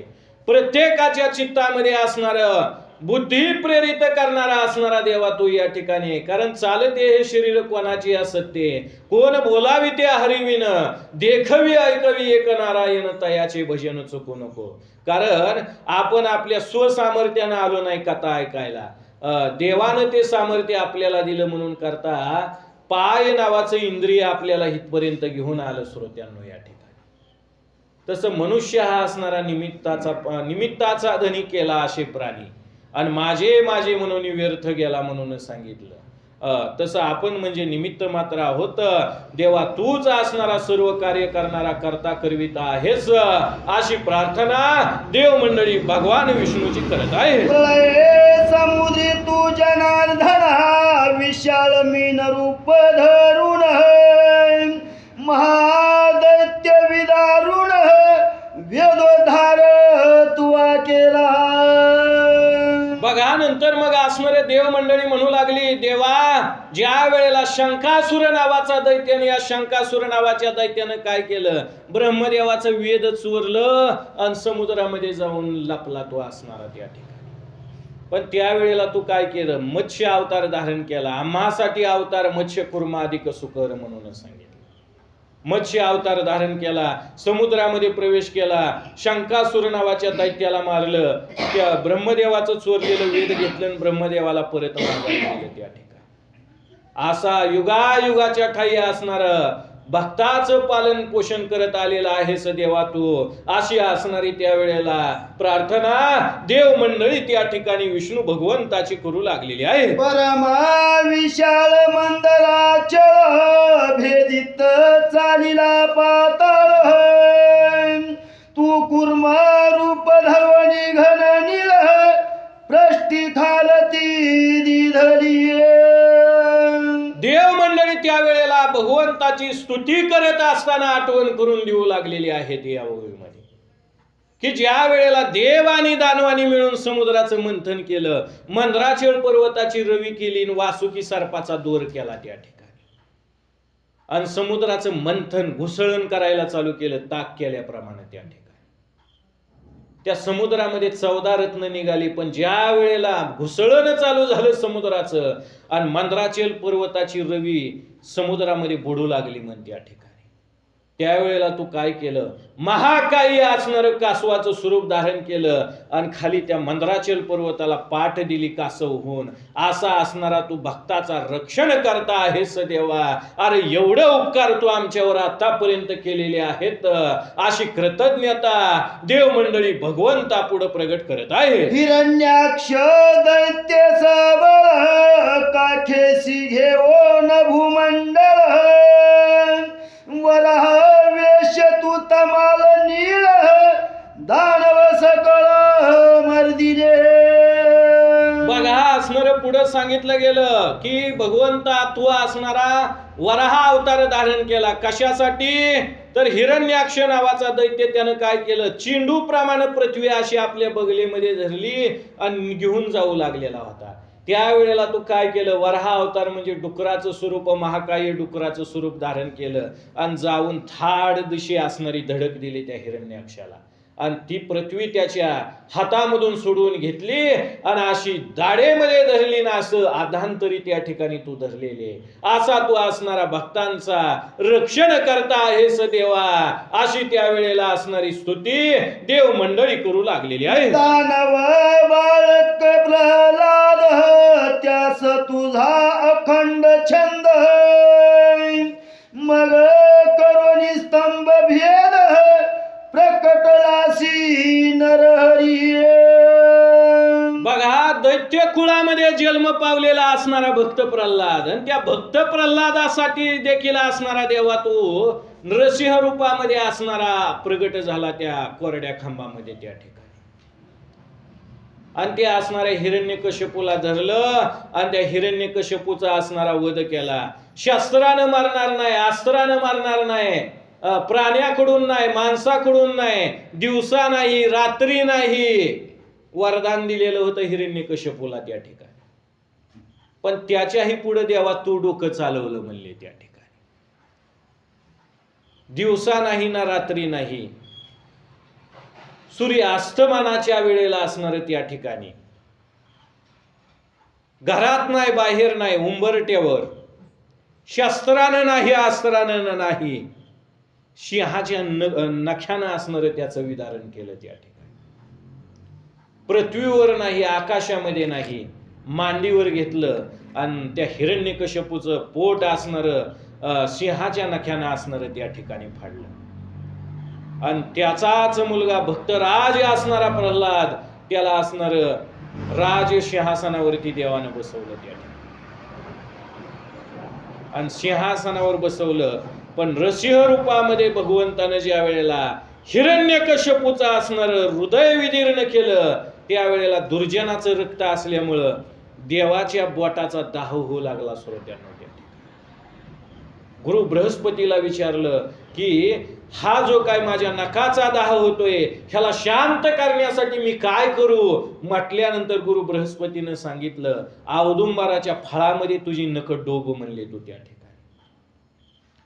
म्हणून उंबराच्या फळामध्ये आपली नख त्यावेळेला नरसिंह रूपातल्या भगवंतानी खुपसली. म्हणून करता उंबराच्या झाडाला वरदान प्राप्त झालेलं आहे, तू सदा फलित अशा प्रकारचा राहशील म्हणून त्या ठिकाणी. म्हणून 12ही महिने असणार उंबराच्या झाडाला फळ असतं श्रोत्यांनो. हे आज देखील आपण या ठिकाणी पाहतोय. आणि हिरण्यकश्यपूच्या पोटाचं ऑपरेशन भगवान नरसिंह रूपातल्या देवानं केलं. म्हणून करता या अनुषंगाने मला काय सांगायचं आहे, पोटाचे जेवढे काय 350 आजार आहेत ते दवाखान्यामध्ये जाऊन जरी नाही नीट झाले, फक्त उंबराच्या दोड्याची भाजी खाल्ली तर सुद्धा नीट होतात. ही अध्यात्मामधलं विज्ञान आहे श्रोत्यांनो या ठिकाणी. पण खरं पटत नाही आणि खोटं सुटत नाही. आपल्याला फास्ट फूड खायची सवय लागली आहे त्या ठिकाणी. कुठं मॅगी खान, वडापाव खा, ह्याच्यातच आपलं आयुष्य चाललं. आणि म्हणून करता BP शुगरनं घेरलंय बऱ्याच जणाला.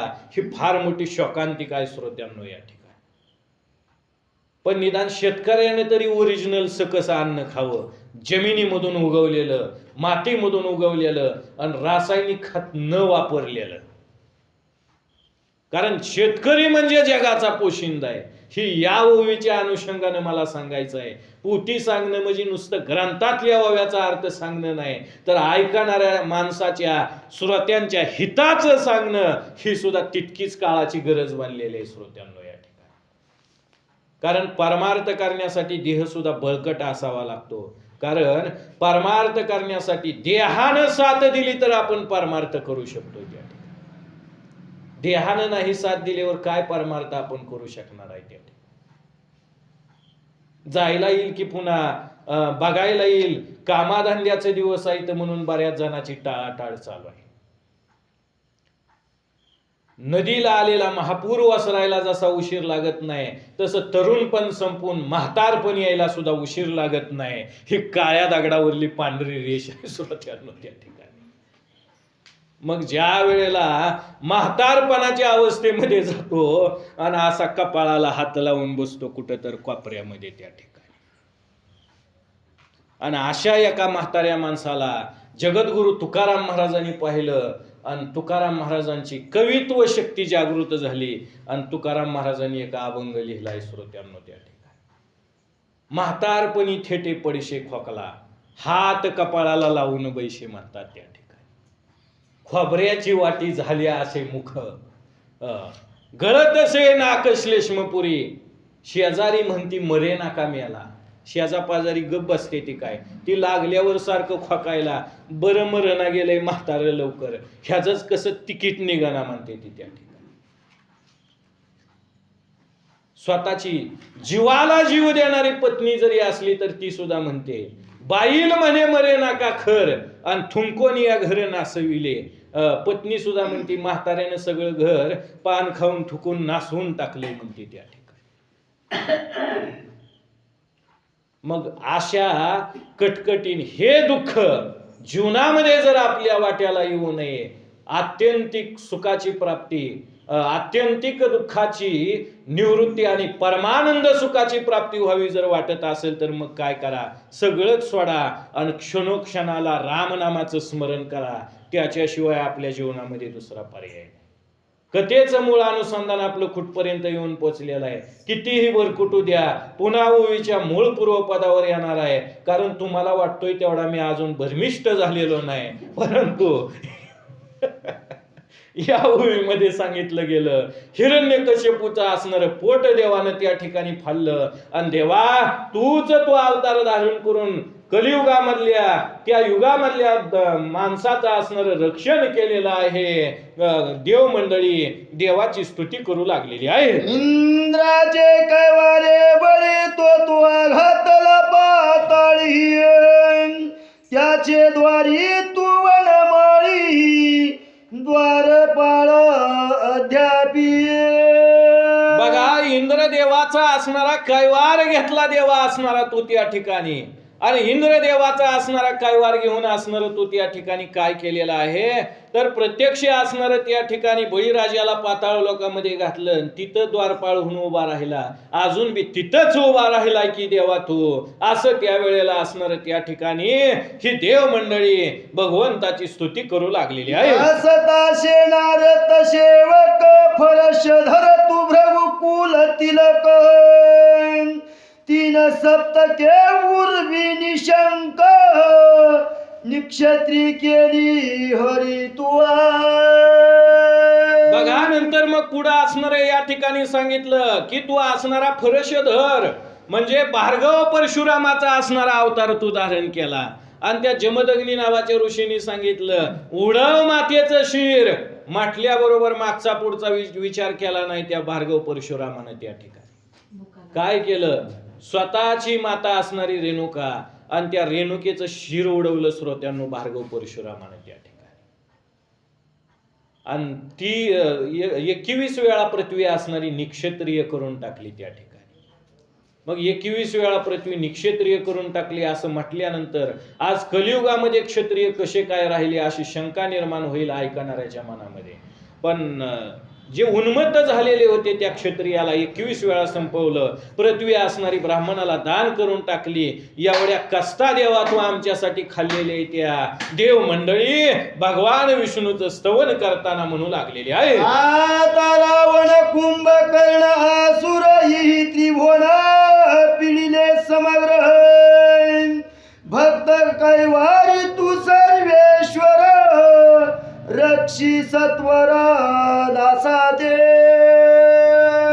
असणारा कसा आहे, भक्त कैवारी अशा प्रकारचा असणारा या ठिकाणी आहे.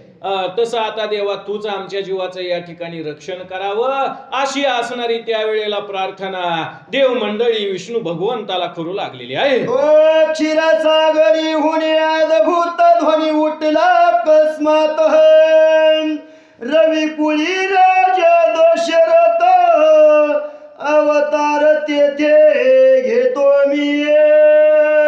ज्या वेळेला असं देव मंडळींनी स्तुती केली आणि त्या क्षीरसागरामध्ये आकाशवाणीची ध्वनी त्यावेळेला प्रगट झालेले, रवी कुळामध्ये म्हणजे सूर्यवंशामध्ये अयोध्येच्या ठिकाणी राजा दशरथ आणि या दशरथ राजाच्या पोटी असणारा मी अवतीर्ण होणार आहे, अवताराला येणार आहे, भिवू नका अशी आकाशवाणी त्यावेळेला देवाने ऐकलेली आहे. शेष होईल लक्ष्मण भरत होईल पंचजन्य सुदर्शन त्वची शत्रुघ्न अवतार पूर्ण हे माझे.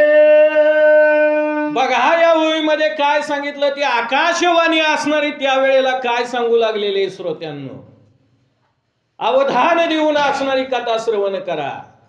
जो शेषनाग आहे, भगवान विष्णू ज्या शेषनागाच्या पलंगावर शयन करतात तो शेषनाग असणारा लक्ष्मण होईल म्हणले त्या ठिकाणी. पांचजन्य नावाचा शंख असणारा भरत होईल, सुदर्शन चक्र म्हणजेच असणार शत्रुघ्न त्या ठिकाणी होईल अशी आकाशवाणी त्यावेळेला क्षीरसागरामध्ये प्रगट झालेली आहे. जनक राजा मिथिलापुरी कमळा जाईल त्याचे उदरी तुम्ही देव एक सरी वानर रूपे अवतारा. बघा नंतर मग पुढे या ठिकाणी काय सांगितलं गेलं, जी काय असणारी कमला म्हणजेच लक्ष्मी आहे, मिथिलेच्या ठिकाणी जनक नावाचा विदेही राजा असणारा राज्य करतोय आणि त्याच्या पोटी असणारी ही लक्ष्मी त्या ठिकाणी सीता म्हणून असणारी अवतीर्ण होईल म्हणले त्या ठिकाणी. आणि तुम्ही असणार देव मंडळीनं काय करायचं आहे, वानर रूपामध्ये प्रगट व्हायचं आहे म्हणले त्या ठिकाणी. 18 पद्म वानराच्या रूपानं प्रगट व्हायचं आहे. म्हणून आपण भाग्यवान आहोत. गावाची लोकसंख्या जरी 5000 असली तरी बाकीची लोक नाही ती भाग्यवान. हिथं पुती ऐकायला जी आली तेवढीच भाग्यवान आहे ती या ठिकाणी. का भाग्यवान आहे ती ह्याला कारण सांगून पुढे जाणार आहे. असं बचकत पाणी घेऊन मी कधीच बोलत नाही श्रोत्यांनो त्या ठिकाणी. कारण राम अवतारामध्ये आपण वानर होतो, कृष्ण अवतारामध्ये आपण गोपाळ झालो आणि 2 युगामध्ये देवाचं सानिध्य सहवास आपल्याला लाभला म्हणून कलियुगामध्ये आपण वैष्णव झालो, आपण वारकरी झालो या ठिकाणी. म्हणून तुकाराम महाराज म्हणतात, तुम्ही उभे विटेवरी आणि आम्ही झालो वारकरी. तसं कलियुगामध्ये जेवढे काय वारकरी आहेत ते म्हणजेच त्या काळातले वानरच आहेत असं म्हणायला काय हरकत नाही. किंवा निदान कथा ऐकण्याची सात्विक वृत्ती जरी त्यांच्या मनामध्ये निर्माण झालेली असली तर ते सुद्धा भाग्यवानच आहेत असं देखील म्हणायला त्या ठिकाणी काय हरकत नाही. परंतु तुम्ही वानर रूपाने प्रगट व्हा, ऋषी मंडळीला देव मंडळीला या ठिकाणी आकाशवाणीने सांगितलेलं आहे. शिव तो होईल हनुमंत ब्रह्मा तो वृक्ष जांबुवंत धन्वंतरी तो सुषेण सत्य अंगिरापती तो अंगद जाणीजे. बघा असणारा जो काय असणारा बृहस्पती हा सुषेण नावाचा असणारा वैद्य झाला जाणार आहे त्या ठिकाणी. आणि नंतर मग असणारा जो काय प्रत्यक्ष असणारा त्या ठिकाणी शिव होईल हनुमंत, भगवान शंकर 11 वारुद्र हनुमंतरायाच्या रूपाने असणारा प्रगट होणार आहे त्या ठिकाणी. जो काय वृक्ष आहे तो जांबवंत या नावानं अवतारकारी असणारे त्या ठिकाणी प्रगट करणार आहे. आणि बृहस्पती जे काय आहे ते अंगदाच्या रूपाने त्या ठिकाणी प्रगट होतील असं त्यावेळेला आकाशवाणी देव मंडळीला अभय देऊ लागलेली आहे. आदिती आणि कश्यप त्याची कौशल्य आणि दशरथ भूप तेथे अवतरेल चित स्वरूप आत्मा राम रघुवीर. बघा नंतर मग असणारे पुढे या ठिकाणी सांगितलं गेलं आदिती आणि कश्यप तेची कौशल्य आणि दशरथ भूप म्हणून सांगितलं. पूर्वजन्मामधले आदिती आणि कश्यप नावाचे ऋषी हेच या राम अवतारामधले राजा दशरथ आणि माता कौशल्य आहेत त्या ठिकाणी. परंतु देवाचा बाप होण्याचं भाग्य त्यांना प्राप्त झालं त्या ठिकाणी. स्वतः देव नाही होता येऊ द्या, पण देवाचं आई वडील होण्याचं भाग्य त्यांना प्राप्त होतंय. ती किती भाग्यवान म्हणावी लागतील त्या ठिकाणी. कारण शास्त्र सांगतंय संतती जन्माला घालायची आहे ना, एक ती छत्रपती शिवाजी महाराजासारखी शूर जन्माला घालावी, नाहीतर हनुमंतरायासारखी थोर भक्त जन्माला घालावी, नाहीतर अतिरेकी मुलाला जन्माला घालण्यामध्ये त्या आई बापाची सुद्धा गेल्याशिवाय राहत नाही त्या ठिकाणी. मग ही काय आमच्या हातात आहे काय असं म्हणणारा विज्ञानवादी प्रवृत्तीचा समाज आहे. पण 400 वर्षापूर्वी जगद्गुरु तुकाराम महाराज आपल्याला सांगून गेले, शुद्ध बीजापोटी आणि फळे रसाळ गोमटी म्हणून सांगितलं त्या ठिकाणी. बीज शुद्ध असेल तर फळ सुद्धा उत्तम, रसाळ, गोमट आणि गोडच मिळणार आहे. याच्यामध्ये शंका सुद्धा घेण्याचं कारण नाही त्या ठिकाणी. परंतु पूर्वजन्मामधले आदिती आणि कश्यप म्हणजे कोण आहेत तर दशरथ आणि कौशल्य आहेत. पूर्वजन्मामध्ये त्यांच्या हातून पुण्य झालेलं आहे आणि म्हणून मी स्वतः असणारा त्यांच्या पोटी राम रूपानं प्रगट होणार आहे असं आकाशवाणी त्यावेळेला सांगू लागलेले आहे. सुग्रीव तो जाणी जे मित्र नळतो अनळ साचार नीळा नीळ अवतार यमत्वची ऋषभ बघा नंतर मग असणारे पुढे या ठिकाणी सांगितलं, सुग्रीव म्हणजे असणारा सूर्यदेवाचा अवतार असणार आहे. नळ नावाचा वानर अग्नीचा असणारा अवतार त्या ठिकाणी असणार आहे. नीळ नावाचा वानर देखील असणारा अग्नीचाच त्या ठिकाणी अवतार असणार आहे. आणि यम प्रत्यक्ष ऋषभ या नावानं असणारा त्या ठिकाणी अवतार धारण करणार आहे असं ती आकाशवाणी सांगू लागली आहे. ऐशी आज्ञा होता समस्त देव जय जयकार गर्जत आनंद नमाय अंबरात गेले त्वरित स्वस्थान. बघा नंतर मग पुढे सांगितलं, ज्या वेळेला 33 कोटी देवानी हे असणारी आकाशवाणी त्या वेळेला ऐकली, आनंद त्या वेळेला असणारा त्या ठिकाणी वाटू लागला. देव मंडळीच्या मनाला आनंद झाला आणि देव मंडळी आपल्या स्वस्थानाच्या ठिकाणी निघून गेले. श्रीराम कथा तीरसळ हेची मानस सरोवर निर्मळ तुम्ही चतुर श्रोते मराळ बैसा सकळ एक पंक्ती. बघा ग्रंथकर्ते या ओळीमध्ये म्हणतात की ही जी काय असणारी रामकथा आहे, ही रामकथा असणारी कशी आहे या ठिकाणी अतिशय रसाळ आहे. जसं राजहंस नावाचे पक्षी मोत्याचा चारा भक्षण करण्यासाठी एकत्र येतात ना, त्याच पद्धतीनं असणार तुम्ही सुद्धा या ठिकाणी रसाळ कथेला प्राशन करण्यासाठी एकत्र आलेले आहात असं ग्रंथकर्ते या ओळीमध्ये बोलत आहे. श्रीराम कथा करिता श्रवण होय पापांचे सर्व खंडन चिंतिले मनोरथ होती पूर्ण भक्ती करुण वाचिता. ग्रंथकर्ते या ओळीमध्ये म्हणतात, श्रीराम कथा करिता श्रवण चिंतिले मनोरथ होती पूर्ण म्हणून सांगितलं. मनामध्ये ज्या ज्या कल्पना करचाल ना ती सुद्धा पूर्णत्वाला जाते त्या ठिकाणी. पण अगोदर द्यावं लागतं आणि मग घ्यावं लागतं त्या ठिकाणी. असं आयत गाबाळ नाही म्हणले तुम्हाला मिळायचं त्या ठिकाणी. मग काय करावं लागेल, द्यावं लागेल.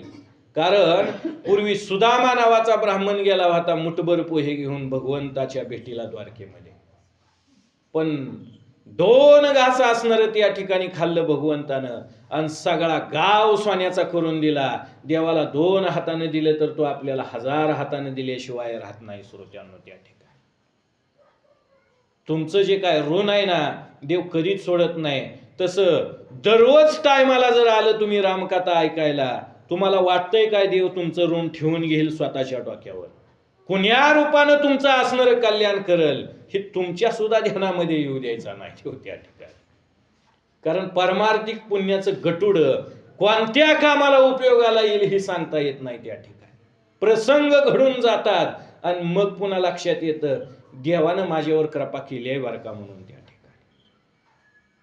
कारण भक्त समागमे सर्व भावे हरी आणि न सांगता करी सर्व काम, तसं तुमचं कल्याण करणार आहे आणि तुमच्या सगळ्यापेक्षा पूती लावणाऱ्याचं अधिक कल्याण करणार आहे. कारण ही व्यासपीठ उपलब्ध करून दिलेलं आहे आपल्याला. ही काय यजमानाचा कमी उपकार झाला का? नाहीतर कुठं तर कचरवाट्यावर 11 वाजेपर्यंत गप्पा मारत बसलो असतो आपण या ठिकाणी. पण काळ सारावा चिंतने एकांतवाशी गंगासनाने, देवाच्या पूजने प्रदक्षिणा तुळशीच्या. आपला वेळ रामकार्यामध्ये खर्च होतोय, याच्या एवढं जीवनामधलं ह्या भयान कलियुगामध्ये दुसरं पुण्य कुठलंच असू शकत नाही या ठिकाणी. तसं मनामध्ये चिंतन करा, देवा माझं अमुक कर, देवा माझं तमुक कर. राम तुमचं ते कार्य पूर्ण केल्याशिवाय राहणार नाही. किती बी अवघड असू द्या, कठीण असू द्या, स्वप्नात होईल नाही वाटणारं काम सुद्धा पूर्णत्वाला जाईल, एवढं सामर्थ्य या रामकथेचं आहे.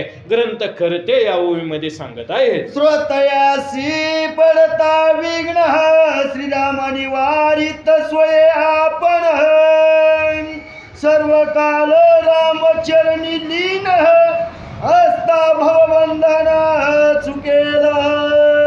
बघा या ओळीमध्ये काय सांगितलं, श्रोतयांशी पडता विघ्न राम निवारीला आपण म्हणून सांगितलं. प्रभू रामचंद्र स्वतः असणार त्याचं निवारण करतील म्हणले. एवढं सामर्थ्य या रामकथेमध्ये या ठिकाणी. म्हणून करता नित्य असणार आपल्या वाचेला छंद लागावा म्हणले त्या ठिकाणी राम म्हणण्याचा.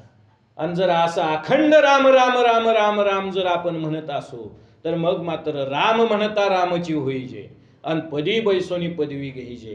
राम म्हणता म्हणता सुद्धा राम होता येतं, एवढं सामर्थ्य रामनामामध्ये. पण तेवढं आर्ततेनं घ्यावं लागेल. आर्ततेनं घेतलं तरच मग असणारा त्या ठिकाणी उपयोग आहे. ग्रंथ करते या ओळीमध्ये सांगत आहे. ब्रह्मानंदात्मया राम भक्त काम कल्प द्रुम, श्रीधर वरदा पूर्ण ब्रह्म अक्षय अनामा अभंग. स्वस्ति श्री राम विजय ग्रंथ सुंदर संमत वाल्मिकी नाटकाधार सदा परिषद भक्त चतुर द्वितीय अध्याय गोड.